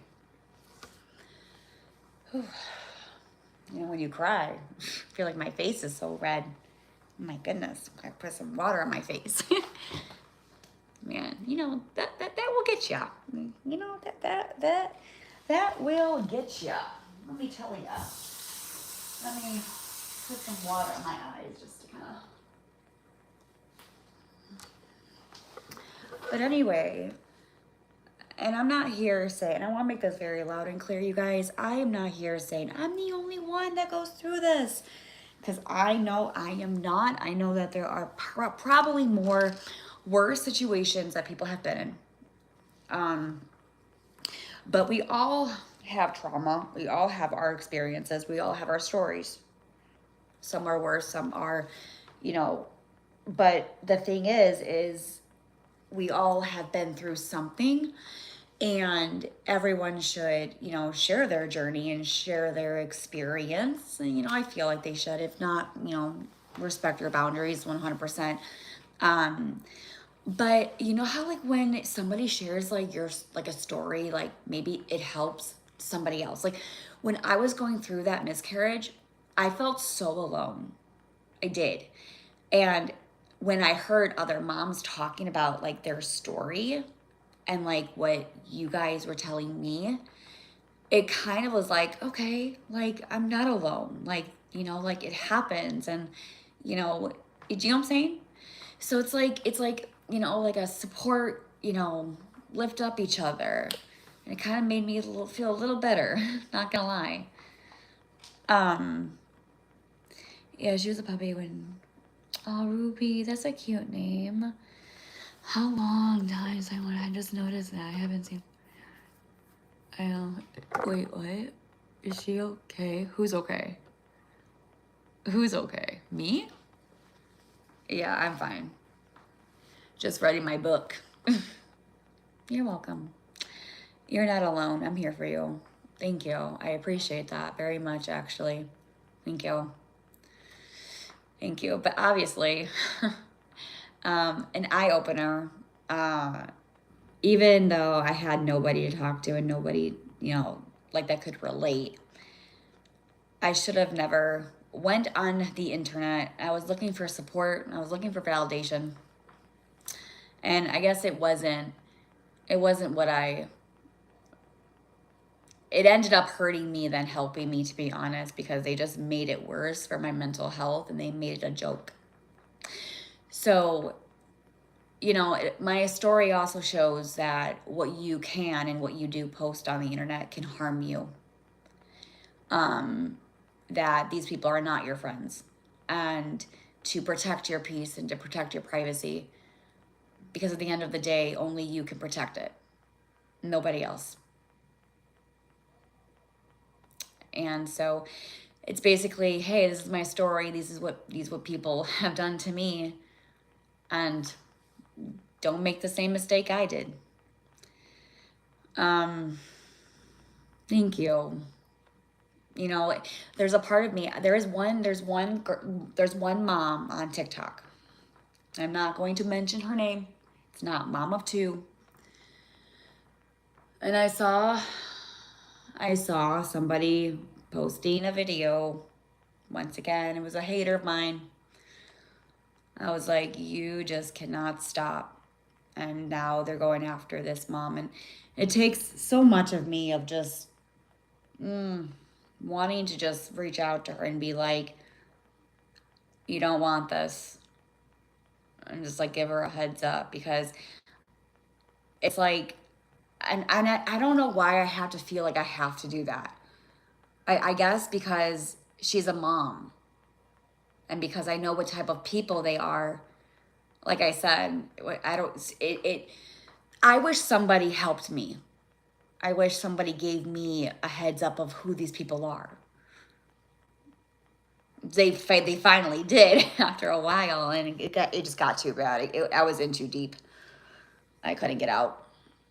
But there's just a thing where I'm like, okay, like, do I say something or do I just let it go? Like, the pain, the emotional toll, what it can be done to you on social media, how people can affect you mentally as a mom, as a human, and mental health is very real. And so I'm like, do I say something? I don't know. You just know how these people are, and the last thing that I would want another mom to go through is something I would never want any mother to go through. I don't know. Like family vlog channels and going live and sharing everything? Yeah, kind of. Yeah, some of these closest to you betrayed you. Yeah, that's true too. I don't know who you are. I know who you are talking about. I've seen someone stand up for you. You can make friends all of the internet. You can share. The thing is, though, about that, you can make friends off of the internet, but you can. Eh, yes and yes. Okay, so there are people that share their lives on, Perez. I know he shares a lot. He's an oversharer. He's already said that, and he has a huge following. I love him. He was actually very sick, and he met the Lord, and his life has changed. Amen. Thank you, Jesus. I'm so happy for him that he saw God and changed his life around. It's just amazing, and I love to see that. However, I think he woke up and he realized, like, whoa. And he was an oversharer. He was in the hospital. He was vlogging and telling about his story. People are having babies on live in the hospital, pushing right there, right there. Okay. Uh, but they post their kids. A lot of people do. A lot. A lot. They vlog. They go live and talk about it. They talk about their past, addiction, miscarriages, trauma, whatever the case may be. And here's the thing, or mukbangs, because they like that. Every live, every content is for anybody that can relate. You shouldn't have to be afraid of going live and talking about your situation. It's your content. It's your life. Feel free to do it. People sometimes can relate to real life, Like, I like a lot of people like mukbangs, okay, like eating the sounds. A lot of people think it's annoying as fuck. But that's what they love, and that's why they have content creators for you guys to sit and watch. And then the other side of the world, we're like, fuck you, I don't like that. Next. And then there's people that think that you shouldn't post your child. Okay, well, that's not for you. So next. Or there's people that don't like when you share their stories or traumas. Okay, next. Or if they're triggering me. Okay, next. That's not for me. Oh, but this is the live for me. I like you. I'm gonna watch you. I like family videos or dog funny videos or cooking videos. It's something that you can relate to. The point that doesn't make any sense is there's a block button and there's like a live for each one of you. I don't know why it is what it is, but no one should be afraid to come on the internet and do whatever they want to do. As long as it's in the, right. There's a lot of people on TikTok who are racist, okay? I've seen it. Lots. And they have said some fucked up shit. I came across one. I'm like, well, you shouldn't have said that, but okay, here we are. People talk about politics. People talk about things that I'm pretty sure you have all seen it. We can have our disagreements. And but they have a right to sit up there and say what they want to say. If they want to talk about politics, if they want to say, I hate Trump and I hate Biden or I hate Obama, are you going to sit there and harass them and bully them because you don't like it? You don't have to be a part of that. You sit there and you choose it. You don't have to choose.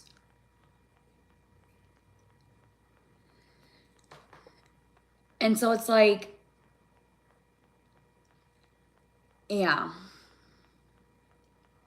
that part just never fully, makes me understand. But hey, what do I know? What do I know? Yeah, I just, here we are. But, it is what it is. And when you're on the internet, some people don't really understand some of the things that what you do or say could,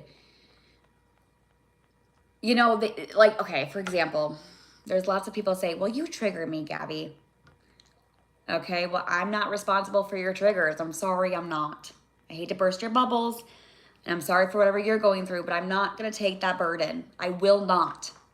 Just like if somebody's triggering me on somebody's TikTok platform, you think I'm just going to sit here and take it? No, I'm going to be like, for my mental health and my protection, bye-bye. See you later. Have fun. I'm not going to sit on the couch.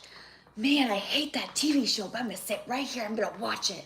Oh my God, I hate this show. This show sucks. Why the freak? I'm forced. I'm forced to watch it. Man, I'm like tied down with my mouth shut. Are you forced? Like, are you forced? That's very true. It is. It is so true. But like, I think it's sad how sometimes you're just scared of being who you really are because you get nervous and worried that for something, like even for me, I have to watch how my body is. I have to watch everything because they just, how they are. But I shouldn't have to be like that. I can go on here and just be who I am without having to worry what they're going to say and do. And I think that's the sad part.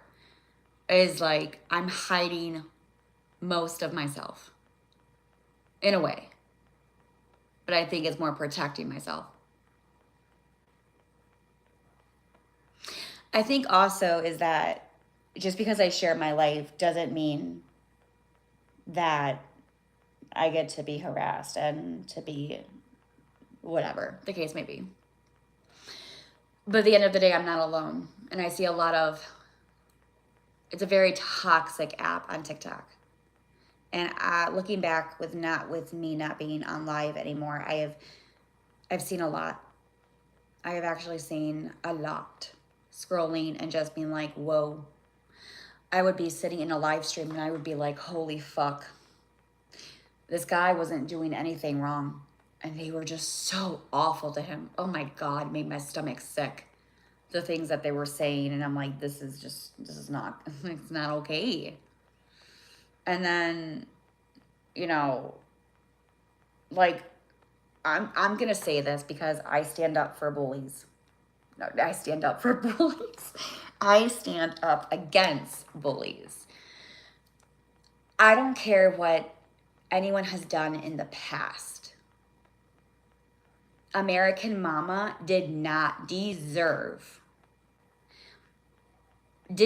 deserve any of the things that was being said. And listen, I'm against it. One day, it's going to happen to you, and you are not going to like it. What you did and said was the most disturbing, most unhinged things that have ever came out of anyone's mouth. Girl, you need fucking help. I was so sick to my stomach that I actually reached out to American Mama and I said, are you okay? Are you okay? Did anybody else?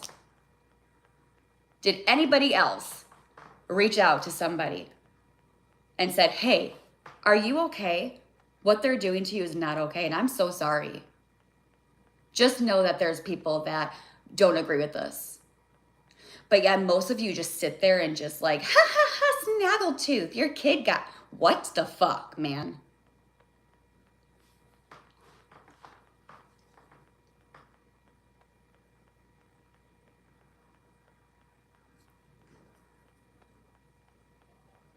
I said what I said.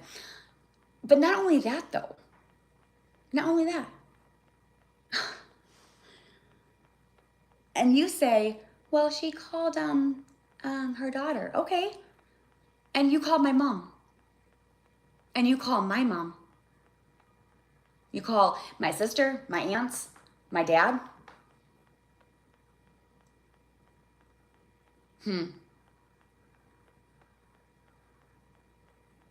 Oh, do you see how Gabby's behaving on the internet?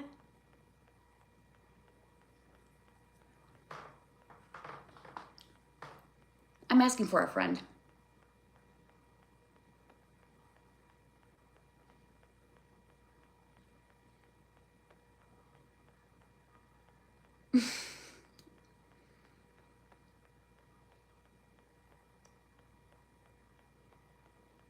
I mean, let me just ask you all a question.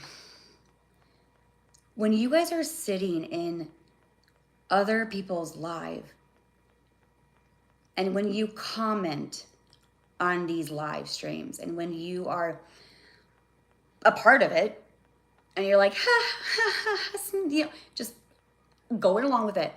And in that moment, do you all want to be liked? Do you all want to fit in? Do you all want to be a part of that? Do you, I'm seriously, are you proud of yourself for sitting in that? Ask yourself that. Do you understand that we all have kids, right? Well, I don't know who has kids, but imagine you have a daughter, you have a son, right? Anybody that you make fun of, they have a mother, they have a father, and that is their daughter and that is their son.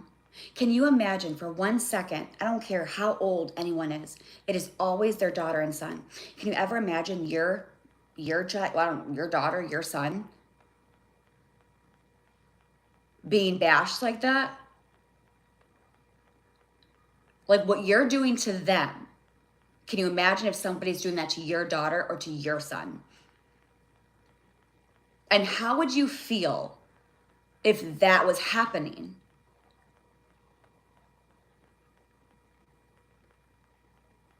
I'm making a point, am I? Yeah, I know I am. You're welcome. The thing that I just don't understand is most of you guys just want to be liked. Pick me. Pick me. I want to fit into the to the fun, cool girl club and the cheerleaders. That's what all of you remind me of. I don't want to be with the nerds. I want to be with the cool people. The bullies? That's where you want to sit, with the bullies that are mean, calls people snaggletooth and tells people that about their children dying, or, you know, whatever the case may be. You want to sit with them.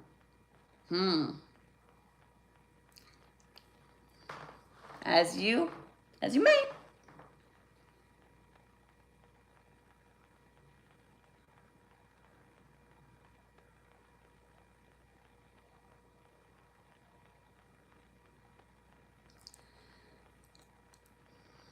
I honestly think that most of you guys just want to be liked.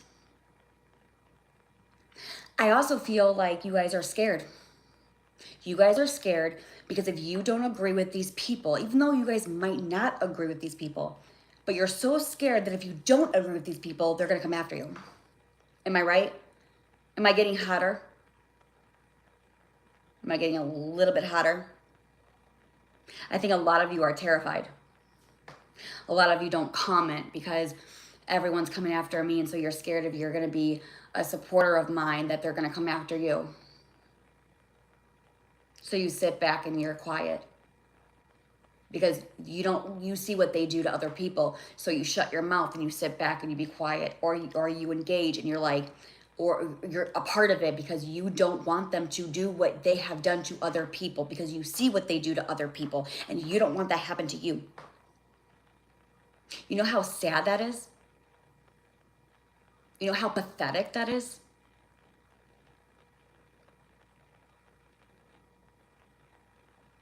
No, I know, Miss Bear. I know. But the people that actually are not scared are the people that are commenting saying that, Gabby, I support you. You know, people actually comment in my live streams and comments on my videos, and all of you attack all of them. You want to know something? Here's what being a bully is. You ready? Get your little dictionary out. Being a bully is when you get all these people to rally on somebody else to get somebody to not like them. You're welcome. Might want to go research that.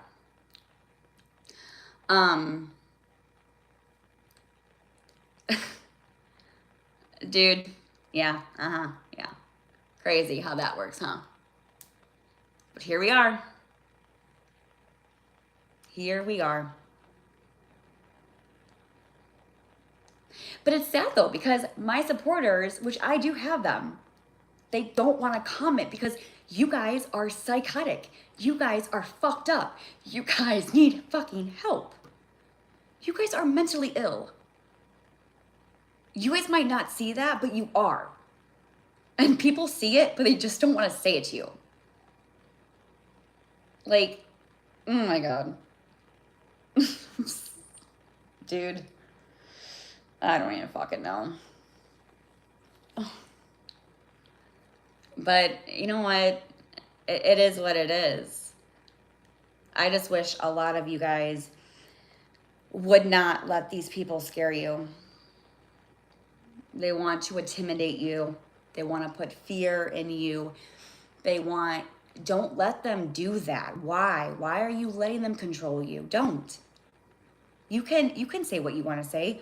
You can do what you want. You can support who you want. You cannot let these people do that to you. I love all of you, but please do not let them scare you. Don't. Don't. I've learned that.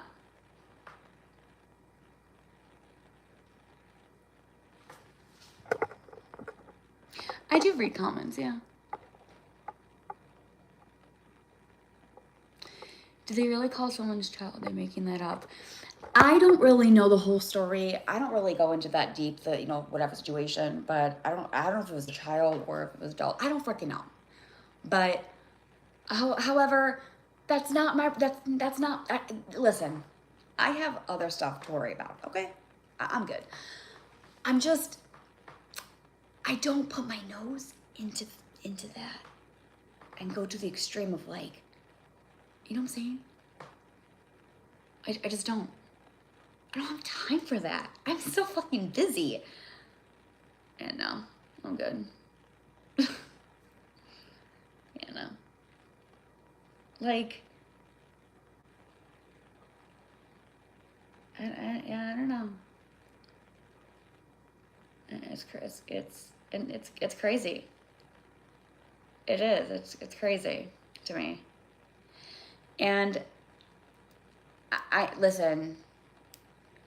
I will say this. No, I'm not gonna say it. I'm not gonna say it. No, I'm good. Well, I could say this. I wish we would have a better community that would all come together and do what's right and stand up for what's right and what's wrong. Just like with these awareness communities, these people can hold awareness, these people can bully, these people can harass, these people can dox, these people can be fucking crazy psychos, okay? Why can't there be a community that has been where I have been, or has had a daughter or a son who's been bullied? I don't care if it's school, I don't care if it's online, I don't care if it's a freaking workplace. Bully is bully. Adult, kids, I don't give a fuck. Why can't there be a community to be like, enough is enough? They want us off the app? No. Well, they need to be off the app. It needs to stop. I wish we would have a better community. It's all about hate. It's all about jealousy. It's all about money. It's all about clout. But the point is, there's two different things, you guys. Here. Money or doing what's right.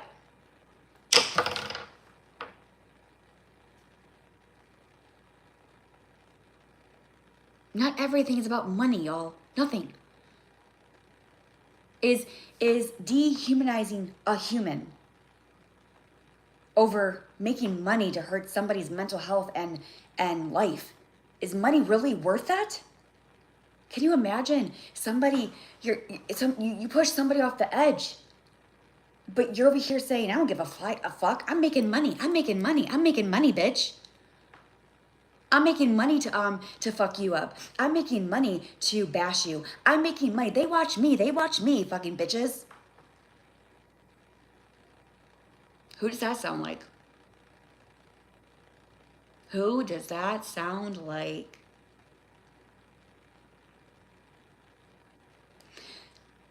But you guys have to understand that, like, you're hurting people by making money because that's what keeps the views.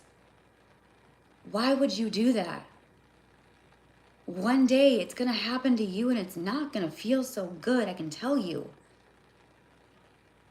You don't, listen, I have been sitting back because I haven't really been live as much as I have been, and I have been watching all of you. I have been watching all of you and your behavior, the way you act, the way that you say things to others. It is disturbing as fuck. You all make me want to fucking vomit. And whenever I'm not on the internet, you guys go fucking insane. You guys are literally unhinged, mentally crazy, fucked up psychos. Today, you were fighting. You were fighting like fucking children. Grow the fuck up.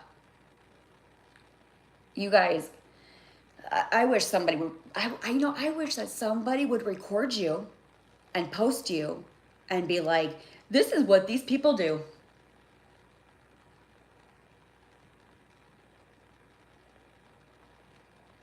Why can't we bring awareness to this? Because nobody wants to do the right thing. Everyone's scared. So let me ask you a question. Your little child's being bullied. You're not going to go up to that mother or that school and you're not going to be like, okay, what the fuck's going on? That's my children. Yeah, back the fuck off. But that's, what? Okay. Question mark in my head.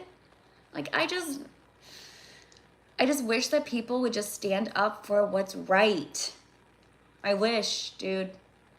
This probably will never happen.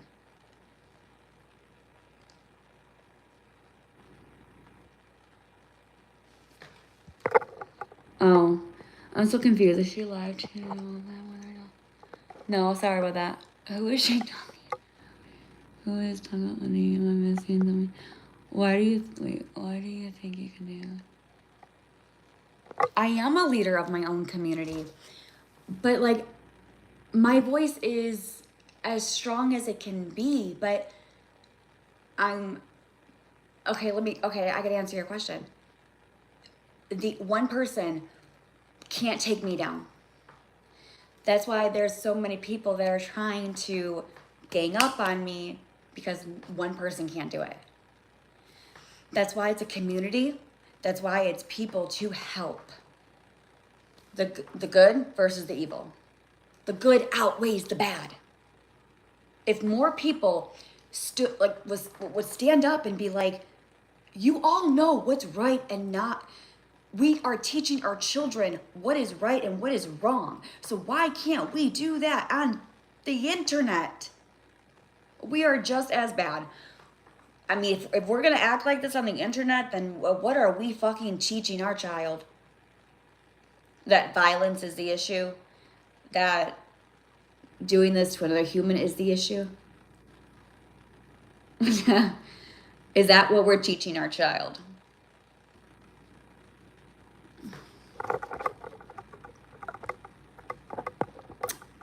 I mean, I'm not. Well, that's what I'm saying, you guys. Nobody is perfect. Do you think I am? Hell no. Have I made mistakes? Hell yeah. Hell yeah. But it's like everyone has skeletons in their closet. Everyone has issues. No one's perfect. But what I'm like on an outsider looking in from me being, off of social media and just watching. It's just a different viewpoint. It's a very different viewpoint. I don't know.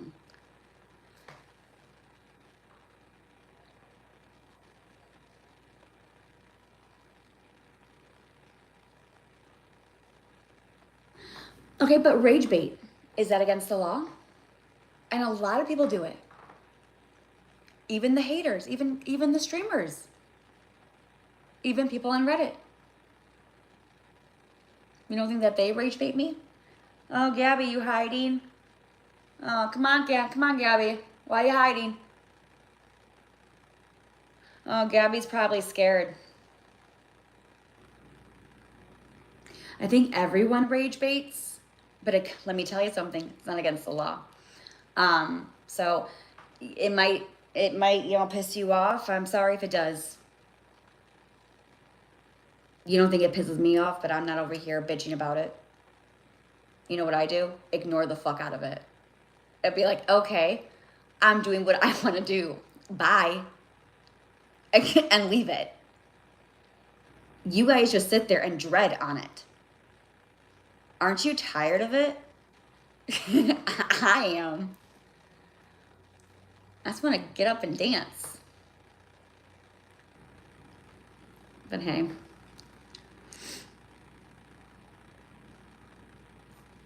Well, okay. Well, then maybe all of you should be the bigger person too, and say, "Hey, Kaylee, that's not very nice. I don't think we should do that."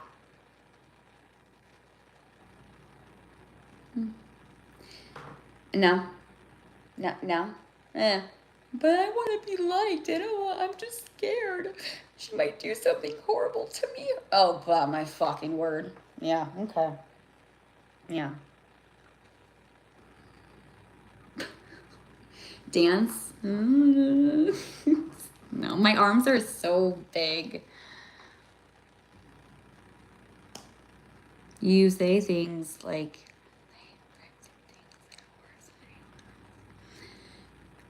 obsessed dance. I am not doing the obsessed dance. No, I'm not. Those days are over. Those days are long gone.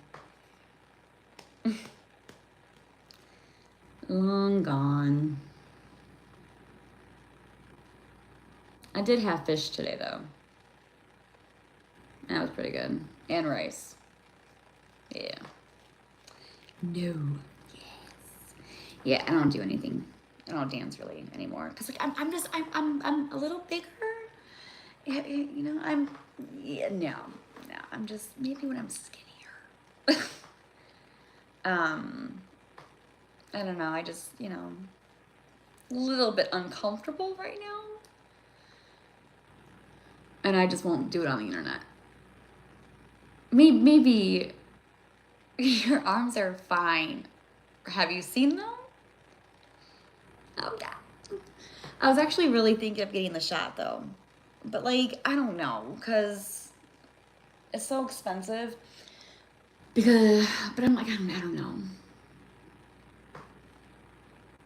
It's like, It's a lot of money though. So I'm like, I don't know. You look great. Thank you. So, oh my God, I was watching videos like 3 years ago, and you guys, I was so skinny. Oh, oh my God. If you would have seen me in 2022, 2023, oh my God. Like, I was like, this is not me. Like, I was like, it's bad. I'm gonna say it. Oh man, it's like that. Like I'm like, holy shit. Bad. I was like, just don't want to call myself fat, but I don't think I'm fat. I think stressed and just depressed in that era. And I think all I did was eat because I felt something. You know how like sometimes when you eat, like you feel good? I think that's what happened to me. Plus I was on psych meds, so that made me eat too. Zoloft will make you gain weight. I think my sister's on that. I don't fucking know because I don't really, you know. Stress does it big time. Well, a lot of you guys say, Gabby, oh, she looks bad. Oh, Gabby, she looks older. You know, I see what you say about me, and that's fine. I mean, I love you too. By the way, I think I have lice in my hair. Can someone buy me lice shampoo? By the way, I don't know. I think there's some back here too.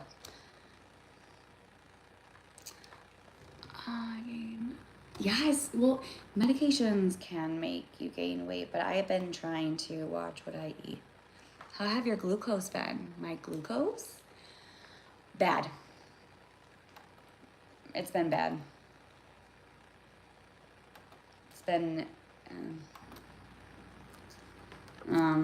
I am taking some blood work in the next few weeks. But the last week, it's been 165, and that's before I eat. It's been 140, 165. Not good.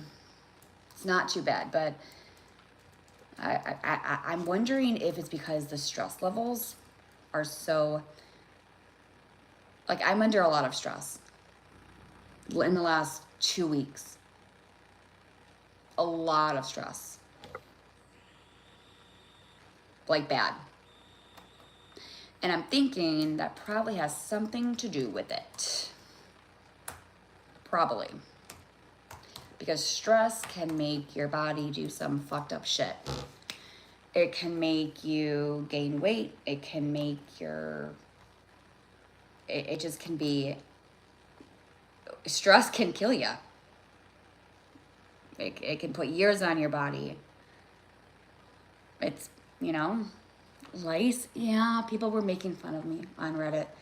They were saying, I think it was sand in my hair because I fell. Because I was like, oh my God, the ball.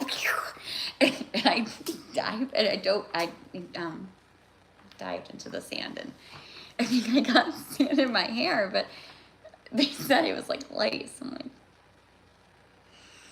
it was a joke. Sorry. It was a joke. Yes, Coco is good.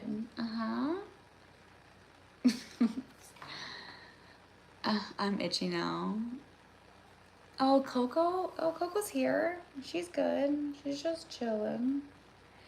Oh, so I was looking back at my photos, And I saw a cute little photo of her when she was, oh my gosh, she was so cute.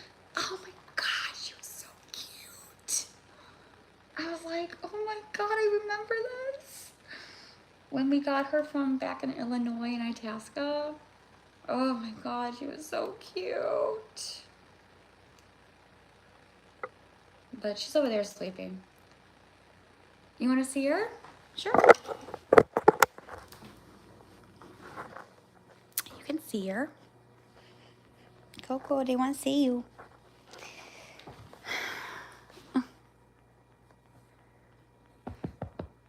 Say hi. She's like, Mom, I was sleeping. I was sleeping, Mama. I was sleeping.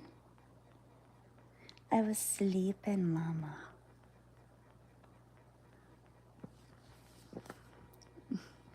I was sleeping.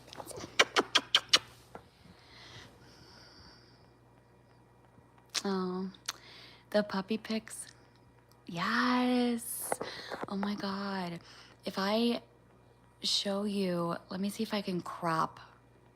Let me see if I can crop this out.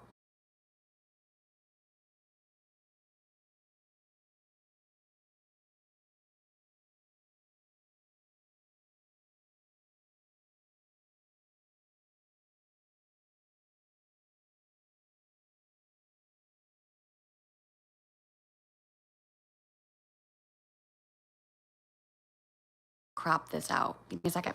Okay, are you ready? Look how cute she is. Look how cute she is. Tell me that's not cute. Tell me that is not the cutest thing.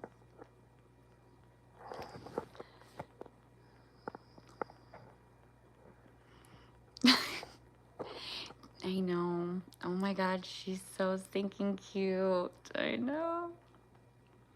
And now she's huge.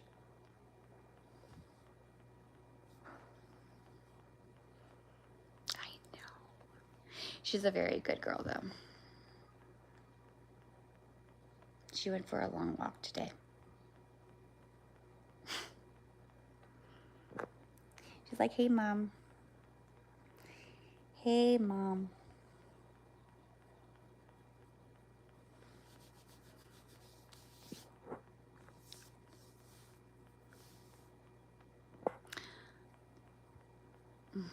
Right? Cute, just like her mama. You're so sweet.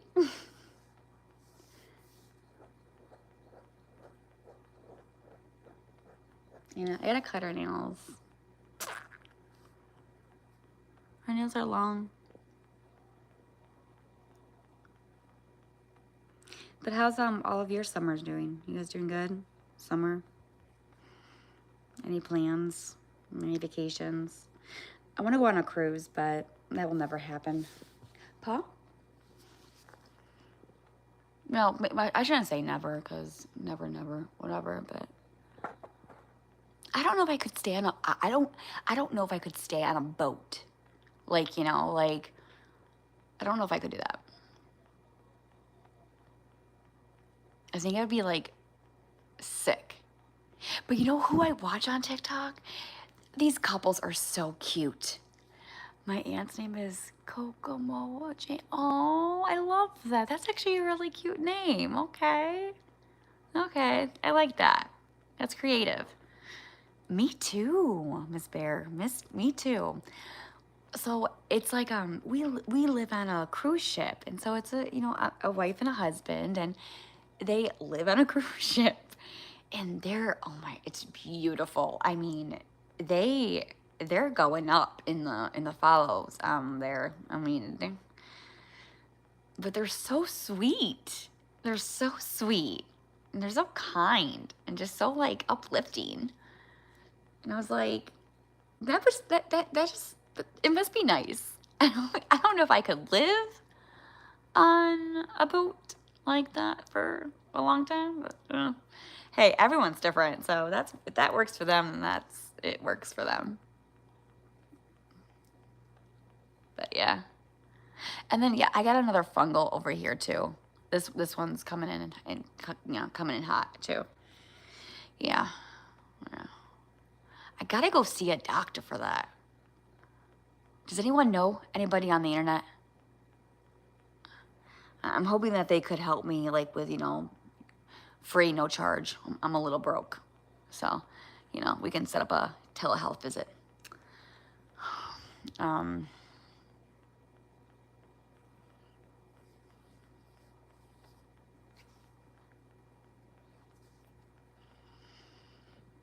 I would be so sick.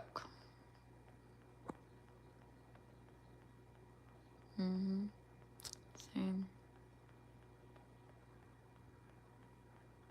Do you want to know what I have watched? You'll never guess. Actually, try. It's on Netflix, but try to guess what movie I watched. It's a good one. What's wrong? What's wrong? What's wrong? Don't be sad.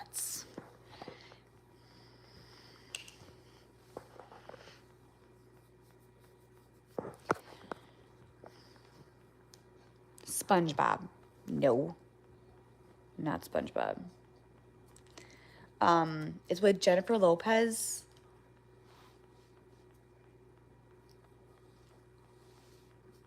And she's like a CEO.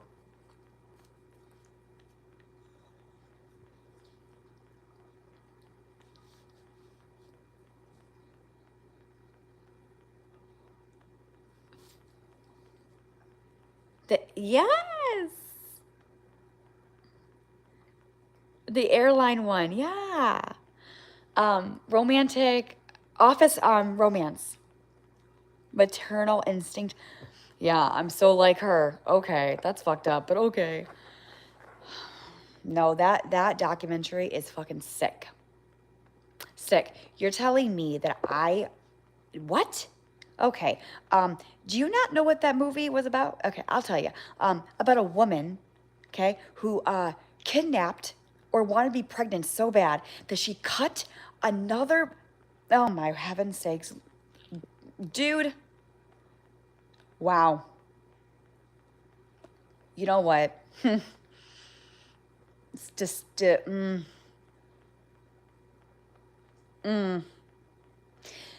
cut some mother's belly to get a baby and to then go to a hospital or like act like it's your child is the most disturbing. You should go to jail and never get out again.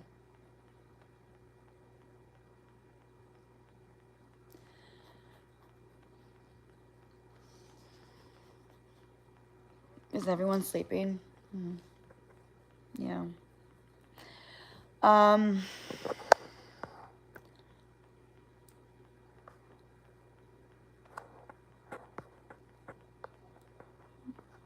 What's the name of it? It's like maternal instinct. They say that that's me, so don't watch. I wouldn't recommend it, no. But they say like it's Gabby. You guys are sick. You guys are sick, but okay. But I mean, it's disturbing. I was like, nope, I'm done. I can't watch it. I wanted to fucking throw up. I hope she gets what she deserves because I could never imagine. Oh my word, oh man. Can you imagine in that moment? Oh man. Oh man, I couldn't. No way. Nope. No way. Even thinking about it, I'm fucking sick.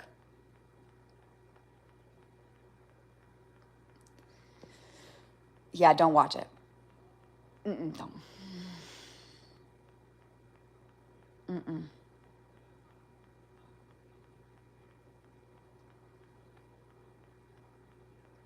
No, I know it's a true story. but it just, can you ever imagine how that mother felt? And you have oh man. And she was alive when that, oh man.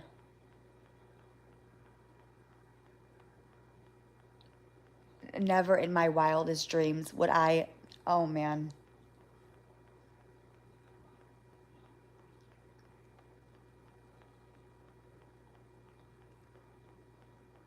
Mm, mm-mm.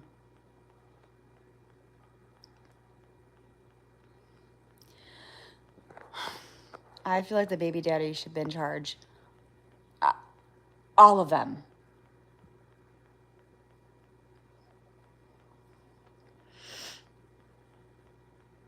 Yes, they say that the maternal instinct was me. Yeah. They literally said that movie, that documentary reminds me so much like Gabby. Yeah, I'm not kidding. Yeah, somebody said that that was me. But you know what? That's fine. Let them talk. Let them say that. That's fine. That's fine. Listen, I have learned their opinions. They can have their opinions, sure. It's their right. It's their God-given right. It doesn't make it true though. And I've learned to just ignore it. You know, I know the truth. I know who I am. And I just move on. And that's what a lot of people need to do. And that's just what it is. It is sad. It is. But it's their problem, and they have to figure it out. They just need help. And so you're like, you guys have fun with that in your little brains. Take care of yourself now.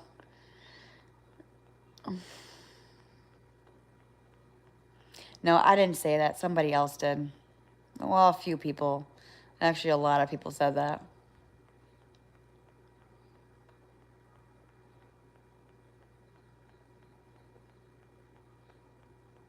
Yeah. True story. See, I don't think I can watch any of those like documentaries. Like, it's just too much.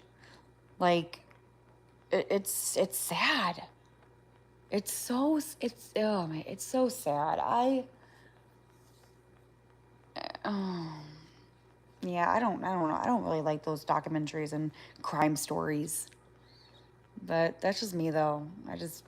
I like happy stuff. I like, dogs and bearded dragons on their dogs, and they're running around, and then the bearded dragons like, on their phone, and they're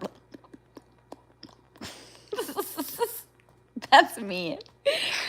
I'm the one that likes. Oh, did you see that there was a bear that crossed on Fort Myers on Daniels? There was somebody on TikTok, and they were on Daniels in Fort Myers.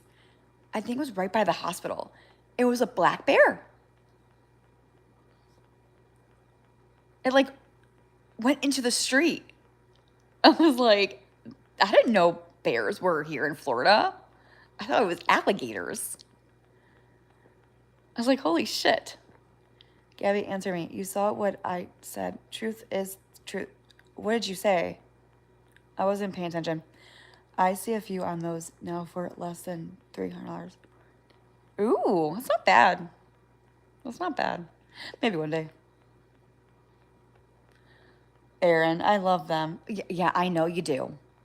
We all know. I don't even like scary movies, okay? The It, Scream, bye. Oh, I'm probably gonna go to bed here soon. But has anyone seen the new movie, Toy Story? I want to go see it, but I'm not sure if anyone has seen that movie yet. Come on, we gotta watch Scream 7. I'm not watching that. Then if we watch that, then you're gonna have to put a nightlight on for me, and you're gonna have to sleep next to me and keep me safe, because I will have the biggest dream and nightmare. Okay. I said you wanted to say that.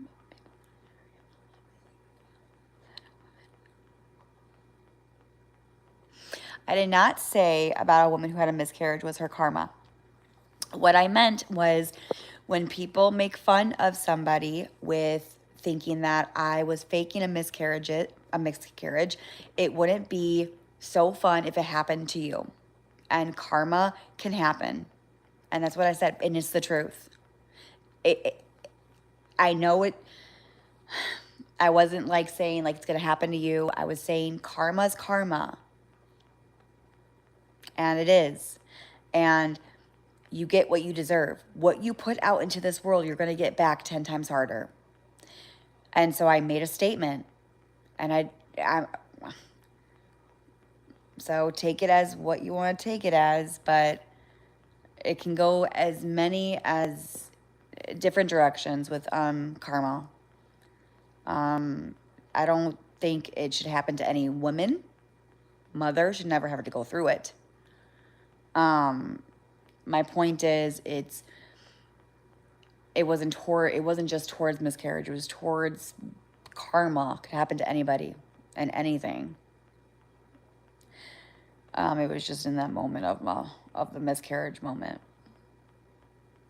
but it wasn't directly towards somebody actually having it and saying, yeah, I hope you get one too, because that's your karma. No.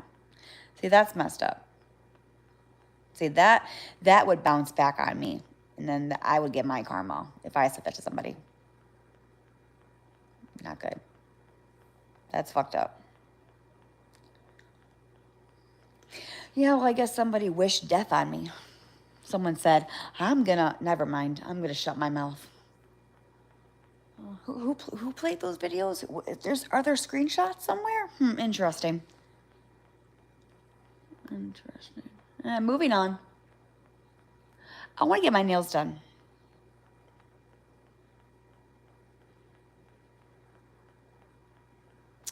But I don't know. I was gonna do like a little Florida orange pink. Yeah.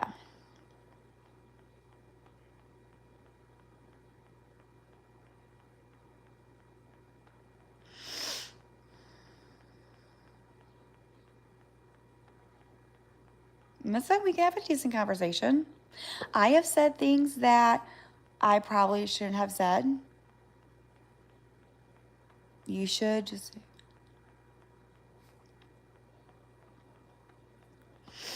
And yes, you're right. I have said things that I'm not proud of. We have. But my point is that we all point fingers to everybody else. And my point was, it was the way that it was being said about American Mama. It was coming off mean, aggressive, violent. What she did, whew, no, I'm sorry. There's nothing compared to, I felt so bad for her. I was like, no, I don't care what the fuck anybody has done. That was just uncalled for. It was like ripping somebody's guts out of their fucking stomach. That's what it reminded me of. Like I'm sorry, this is gonna be very bloody and disgusting, but what she did that night reminded me of just her body language, her face expression, her voice. It just sounded like she was gonna take American Mama, and it was bad.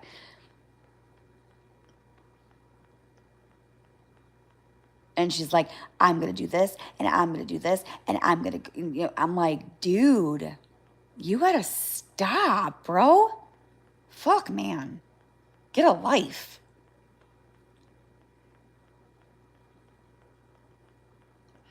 I think you know who said it. I'm not going to say her name because I'm not giving her more views than she already has. No fucking way. She's not worth it. I'm not talking about her. She's not my content. If you know. No, I don't know. Well, somebody can say it because I'm not going to.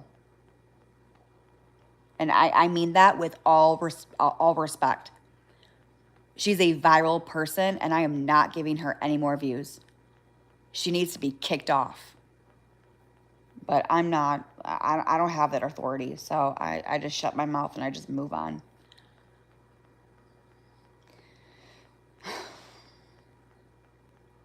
But God forbid if anybody act like that, holy shit. And it's just so fucking disturbing that all of you guys sit there and you guys all, oh my God, I can't even. I just can't.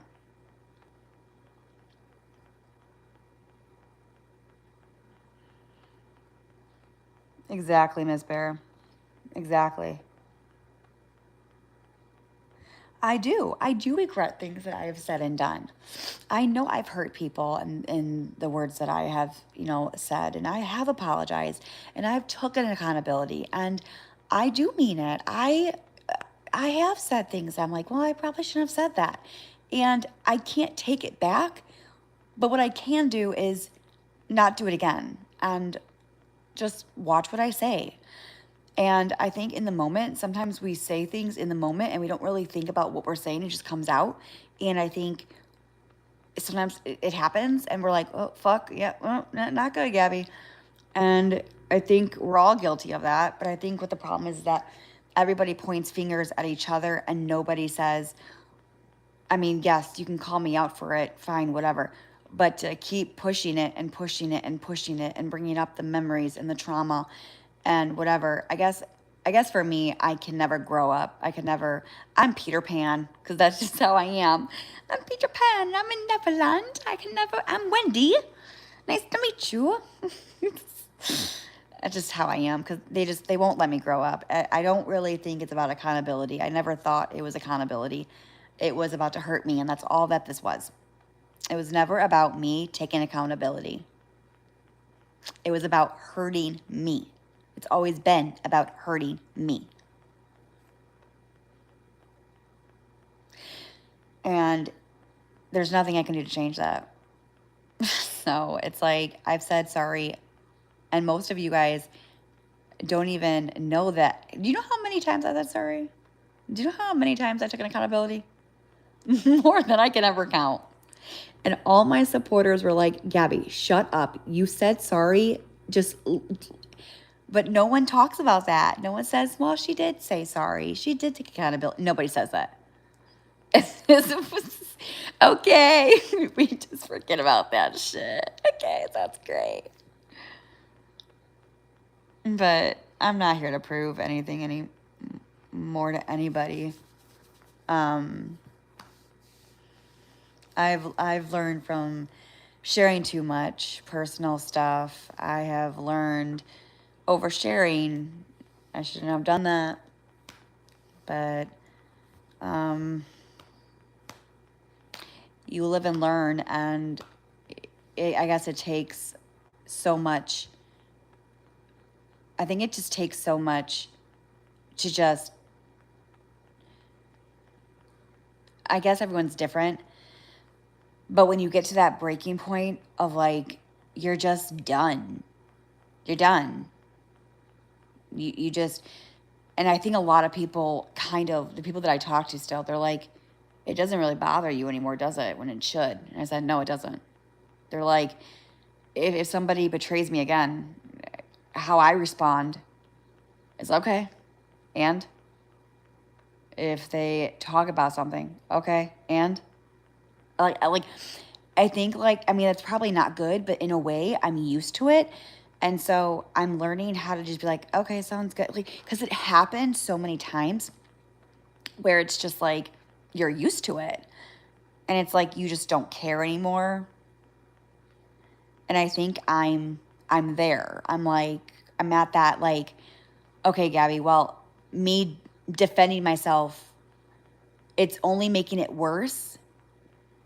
It's not making it better.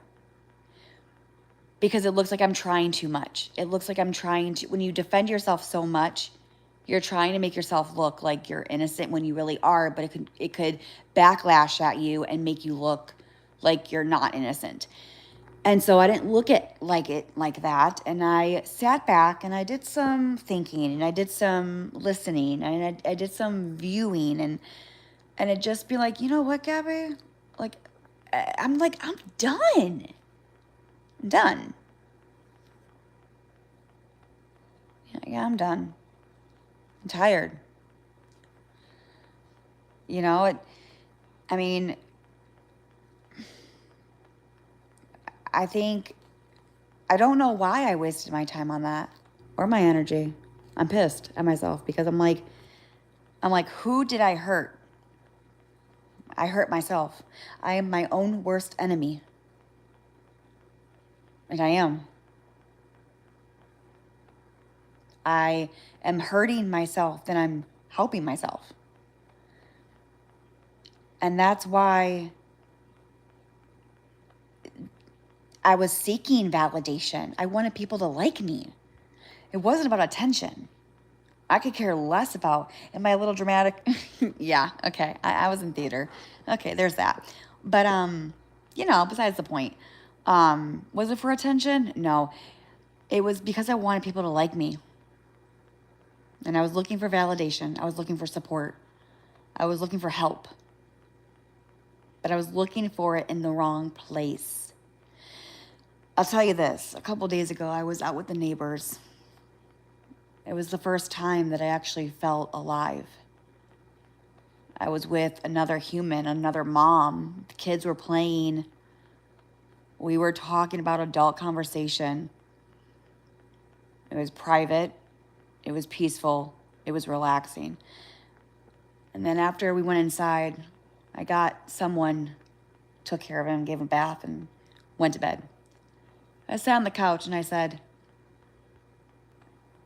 it feels really good not being live right now. It feels really good that they don't know what the fuck I'm doing. It feels good that I'm protecting my peace. And it feels good that I have actually had a conversation with somebody in real life rather than talking to a phone. True story. And then I've learned this is what I want. This is the support I want. Not this. Because the person that's in my neighborhood, they're not going to hurt me like you hurt me. If I tell that neighbor what happened to me, you know what that person's going to do? Sit outside. Maybe, hey, here's a beer. I don't fucking know. Here's some more. Let's go out and have drinks and food. I'm sorry you're going through this, Gabby. I'm here if you need to talk. Not be like, oh, you probably crushed up some blueberries and put that in your fucking toilet.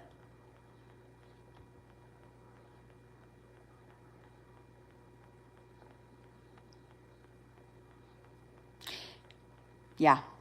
Volleyball. Dude, I'm a professional volleyball player. Okay, not really. But I did compete though. Okay. I did.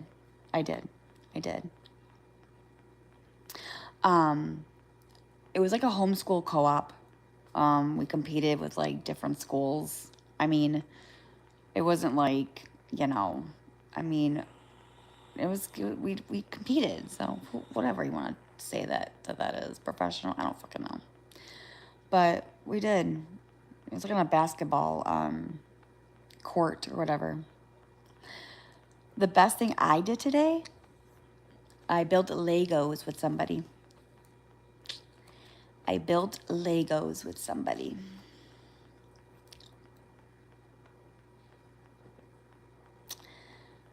My grandma raised me, and during one of our talks, she said something that helped me throughout life, like 13th.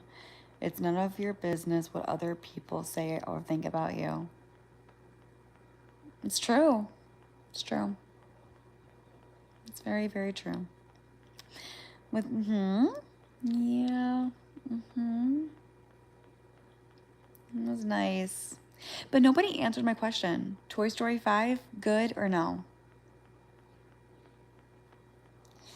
I don't really want to. I don't know.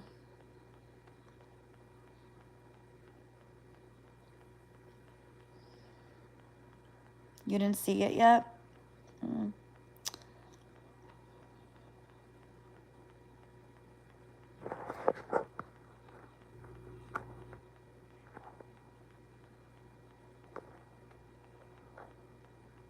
Wait, you went live to tell people how good it felt not to go live? I sure did. At the end of the day, I mean, this still is my job. My point is that years ago, I was always live streaming my face and my phone. I was so stuck up with the internet that being off for about a week and a half because something happened and I had to work on myself and take care and protect my peace and my mental health, which is what I did by staying away from all of you. I've learned stuff. I have. I've learned. And it was very nice. I don't like when you guys talk about me. You guys think that I do, and I don't. I want you to stop. I don't like it. So when you think, and when I was off the internet, most of you are like, where's Gabby? And then most of you are like, well, we don't want her off the app, and you guys want her back on that. So what is it? You want me off or you want me on? You guys, I'm bored without Gabby. Will Gabby come on?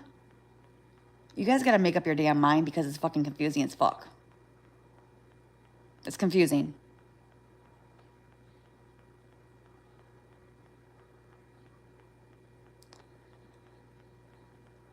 And it's so true. When I'm not on the internet, you guys fucking fight. Like cats and dogs. I mean, that's my entertainment. I mean, when I just sit back and I'm like, I need my popcorn. This is good shit. Where's my, can I have a Pepsi, please? I'm just kidding. But it's true. It's so fucking true. It's so weird, too. I'm like, okay. I'm like, I'm just here. I'm watching all of you fuckers. I'm like, yeah, good. I'm like, I'm not on the internet. Good. Go do something else. No, but seriously, it was nice to not be on TikTok or YouTube. But again, it is my way of making money. So, is it something that I really want to do? No, not really. But if it's to support my family, it's to support my family. I mean, I don't come on here to just come on here. I come on here because I'm bringing in money. So there's a reason. I do make good money online. Over 1,000.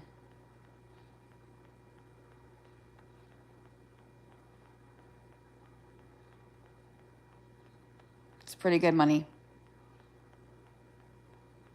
And it helps. It does. But I do see a doctor soon for you know what in July. So, which I think we all know what's going to happen. But that's fine. It is what it is at this point. And I just got to make it work. Just got to make it work. Because Aaron can't do it by himself. And if I wasn't making money like I am, I don't think, like when I was doing TikTok, I would do battles and stuff. But, you know, making videos and making short, it brings in some money, but live streams, I make more money on live streams. Videos, I think it depends on like how long it is, you know, that's the problem. I start over, don't bring up I know.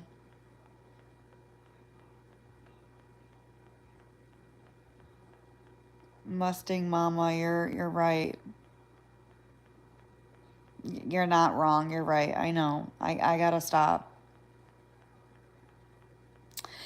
Does YouTube pay you for live streams? They do. So I get paid by views. So when you don't have to pay nothing, you just watch and I get paid. It won't happen overnight, but it will fade away. Well, Mustang Mama, I'm trying.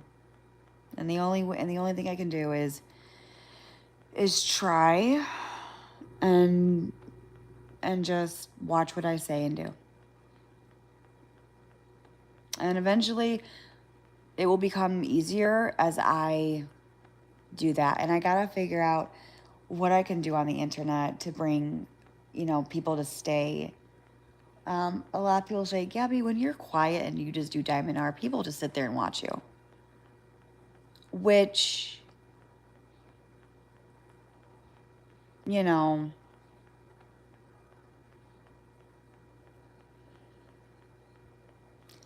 well, yes, the internet is forever, but people can change.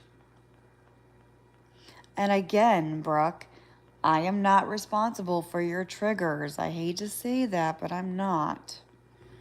And I don't know what else I can say to you, Chica. I think you're going to have to look at yourself.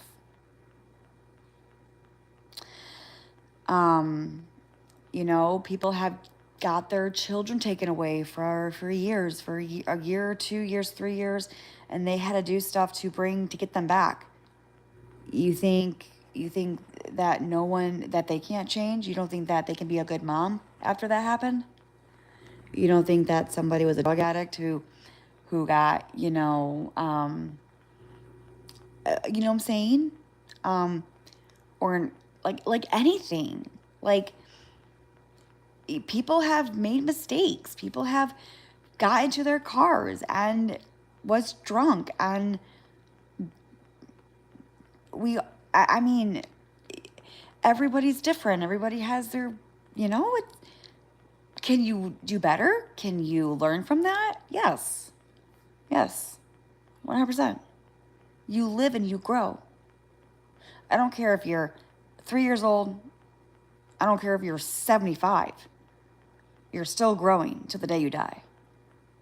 You're still learning. And moving on will eventually lead to better things. But that's the thing, though, is that, okay, so my question, though, is that Danny had the whole past, right? Like, she was like, you guys, it was bad. We all know that. And they're like, oh, Danny has changed. Look at her. She's thriving. So it's okay for her to change? What? No.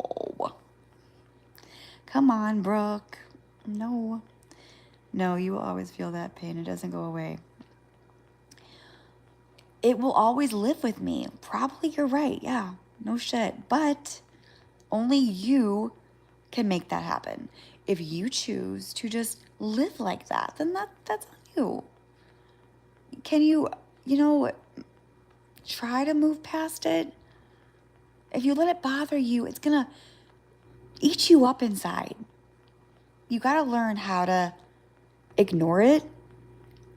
You know the truth. You know your self-worth. You have to look in that mirror and you guys say, I'm a fucking badass bitch. I'm a good mother. I'm a good human. I can do this. Affirmations to a key in that bathroom. And you do it again. And you like, okay, I made this mistake as a mom. Or I said this to my mother. Or I said this to my husband that I probably should have said. Or I said something to the internet that I should have never said. But you can get up the next day and say, I'm going to do better. And I will do better. And that's the difference. Are you and Danny talking? I'm not discussing that. Sorry. It's no one's business. Well, I mean, I was in theater. For years, actually. Yeah, for years. Can you blame me? And I was in, The Little Mermaid, Beauty and the Beast, Peter Pan, Pocahontas, Scrooge, Godspell, Footloose. I was in You know, I mean, I love to entertain. That's why Danny and I are entertainers because we've done it for so long.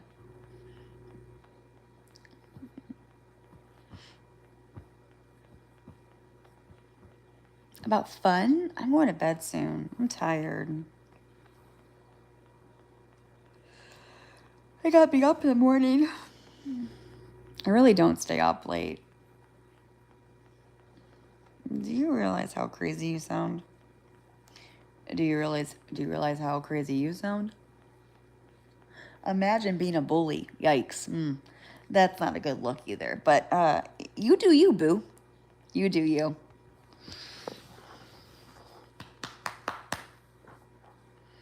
What's in the morning? No, nothing. Just gotta do some stuff. I have, Stephanie, I already addressed that. Bro, I swear I've never come this way, but.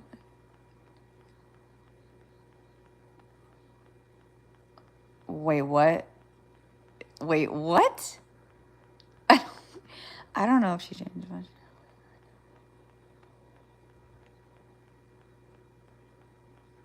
Thank you, Mustang Mama. Thank you for noticing that, because it's true. I do. And I've also learned to keep my circle small. That's why there's not a lot of information being sent around. But I know you're dying for that, aren't you? That feels good that I have that power over all of you.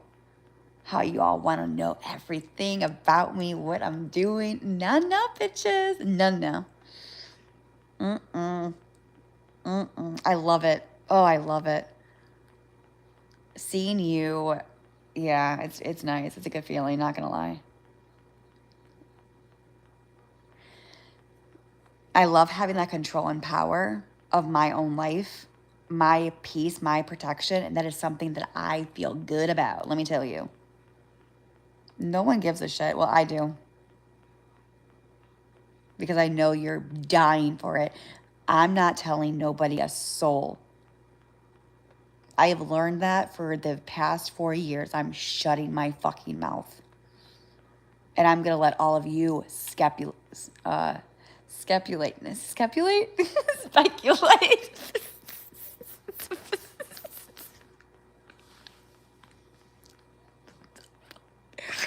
Oh my God.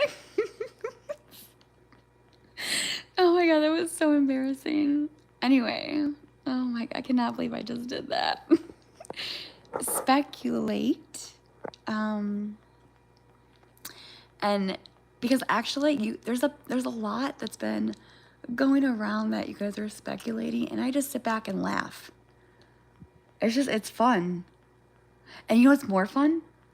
Is you thinking, you know what's really fun? I'll tell you something. When people say something and you all believe it, and you all run with it, and I'm in the background and I'm laughing and I'm saying while I'm laughing, they fucking have no clue. Because you don't. You don't, dude. And I'm like, these people are fucking believing this person? Huh. You know, if somebody could say, oh, I talked to Gabby. You'll never believe what she did or what she told me. Listen, if I had somebody set you all up and I said, hey, go tell somebody on the internet that, like, something crazy, something that they would start something, you guys would all be like, I'm pretty sure that that's how it would be. 100%. Because you believe all these fuckers. And it's funny. I was talking about Danny. I do see that you know that too. And I do see you try to. But you slip a lot because you're so... I do slip a little bit. But I'm watching. I'm watching. I am doing better though. And I'm just starting to I don't like, I know you guys say, oh yeah, she'll like, you know, she does this before and she'll start talking about it again. I know I've done that before, and yes, you're right. I think I'm just, I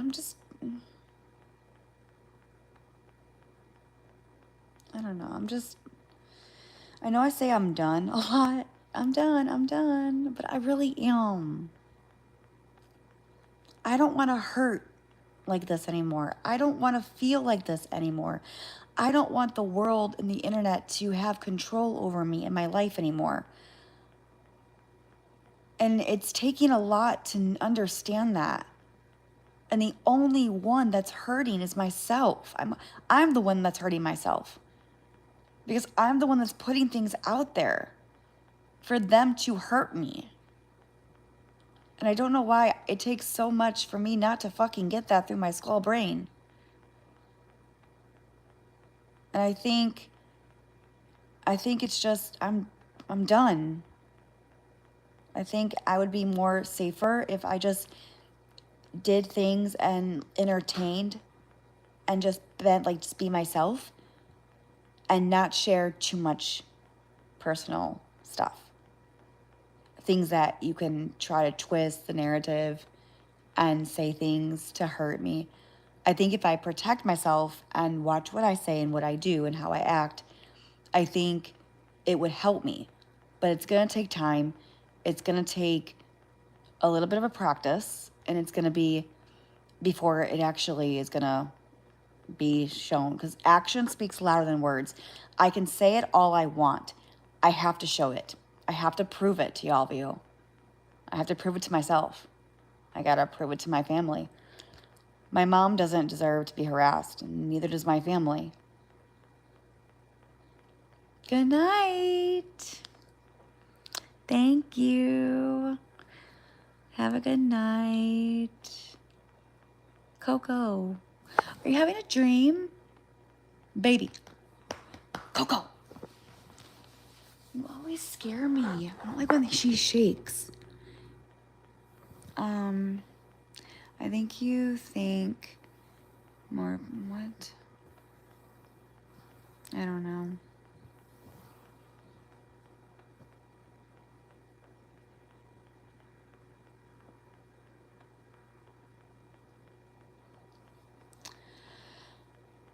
I think you won't be done until you stop relying on attention of others for validation.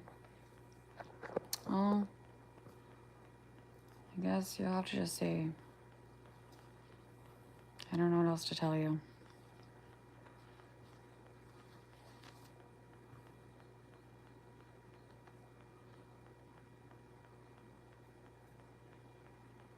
Just how it is, I think.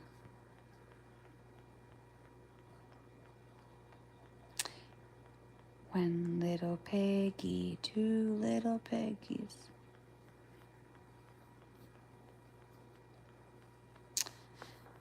Coco. Dude, she scares me. I don't like when she does this. Wake up. There we go. There we go. Sorry. It's like you're shaking, you're twitching. It's like you have a bad dream.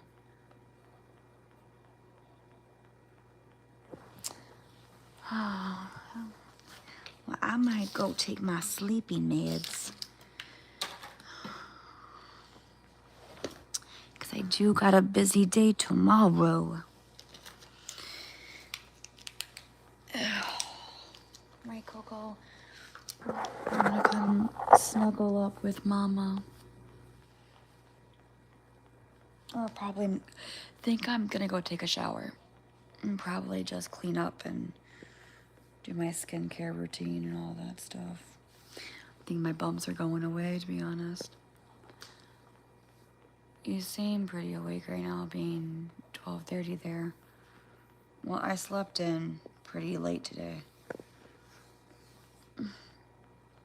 And I took a nap today because we were at the park and we all took a nap, so I did take a nap too. So that's probably why. But I usually, honestly, I usually just kind of stay up until like 1 o'clock, 1:30. But instead of me going live, I usually just lay in bed scrolling on TikTok. Seriously. I'm like, no, no, no, no.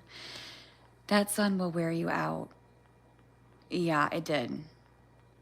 Yeah, a lot. That's for sure. That's for sure.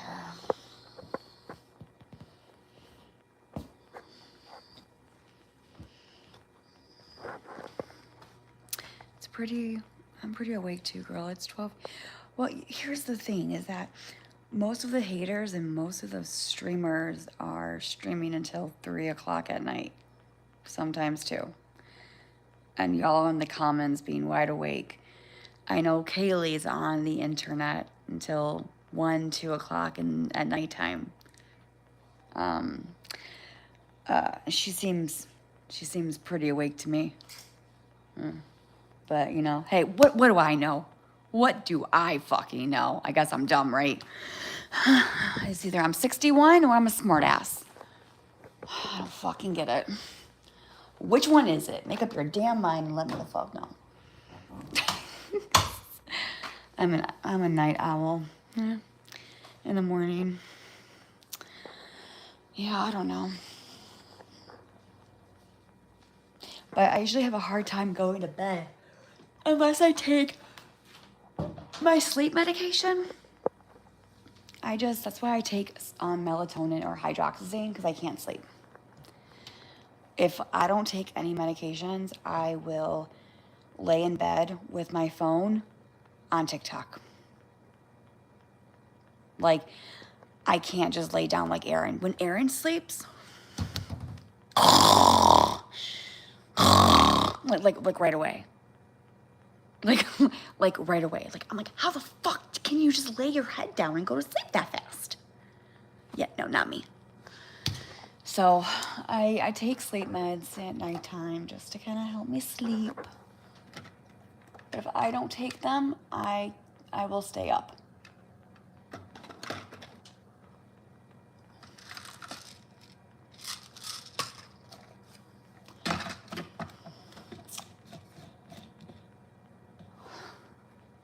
My husband too, I wish.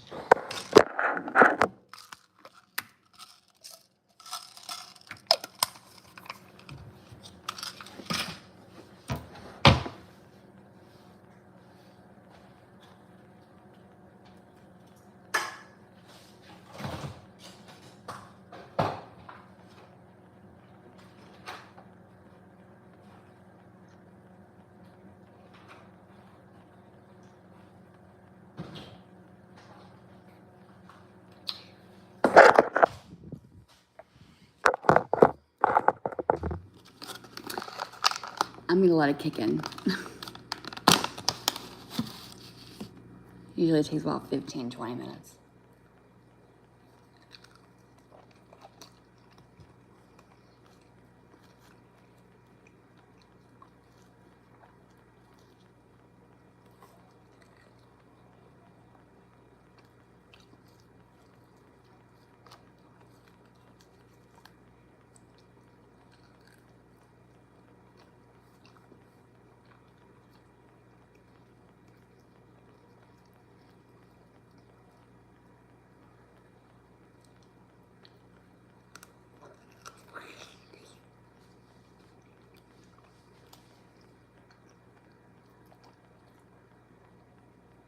Slipping now, girl.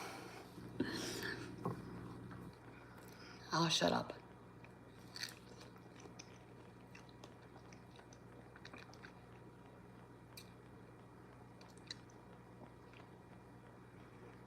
You want one?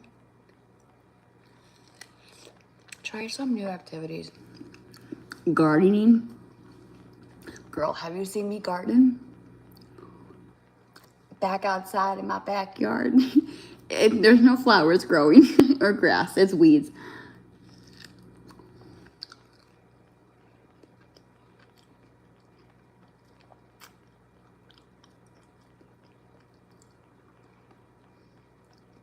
Derek, that's a good question. I really don't watch. I really don't watch it. I really don't. The whole thing about American Mama is somebody was mentioning it, and I went to go listen to it. And I was there for a few, and then I had to leave because I was like, this is disgusting and I can't watch it. So I didn't stay for the whole thing. But I don't really sit there because it does trigger me. The book, like, which it does. I can't do it. I can do it for a little bit, and then I'm like, if it's too much, I gotta go. Like, I can't even watch my sister. Really, I can't. What?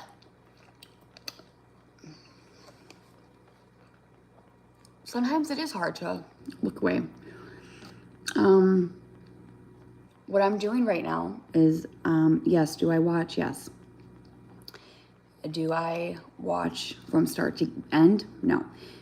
Do I try and protect my peace? Yes. What I've been trying to do is I've been trying to spend more time with my family and put my fucking phone down.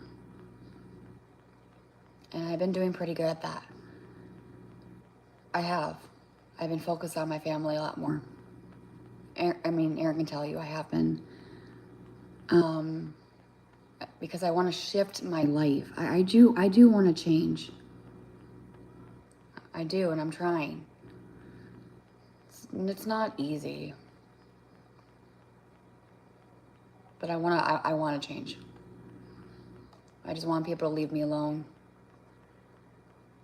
I want them to stop talking about me and my family and my son.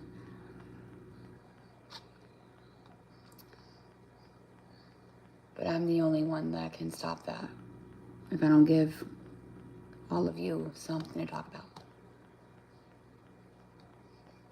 And so that's the problem. But I'm working on it. It's not perfect.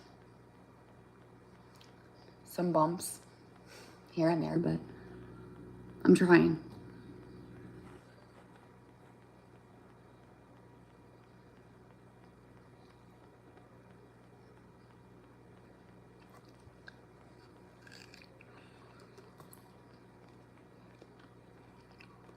Thank you.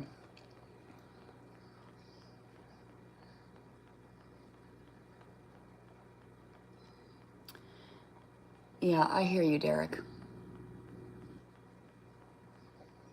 And you're not wrong.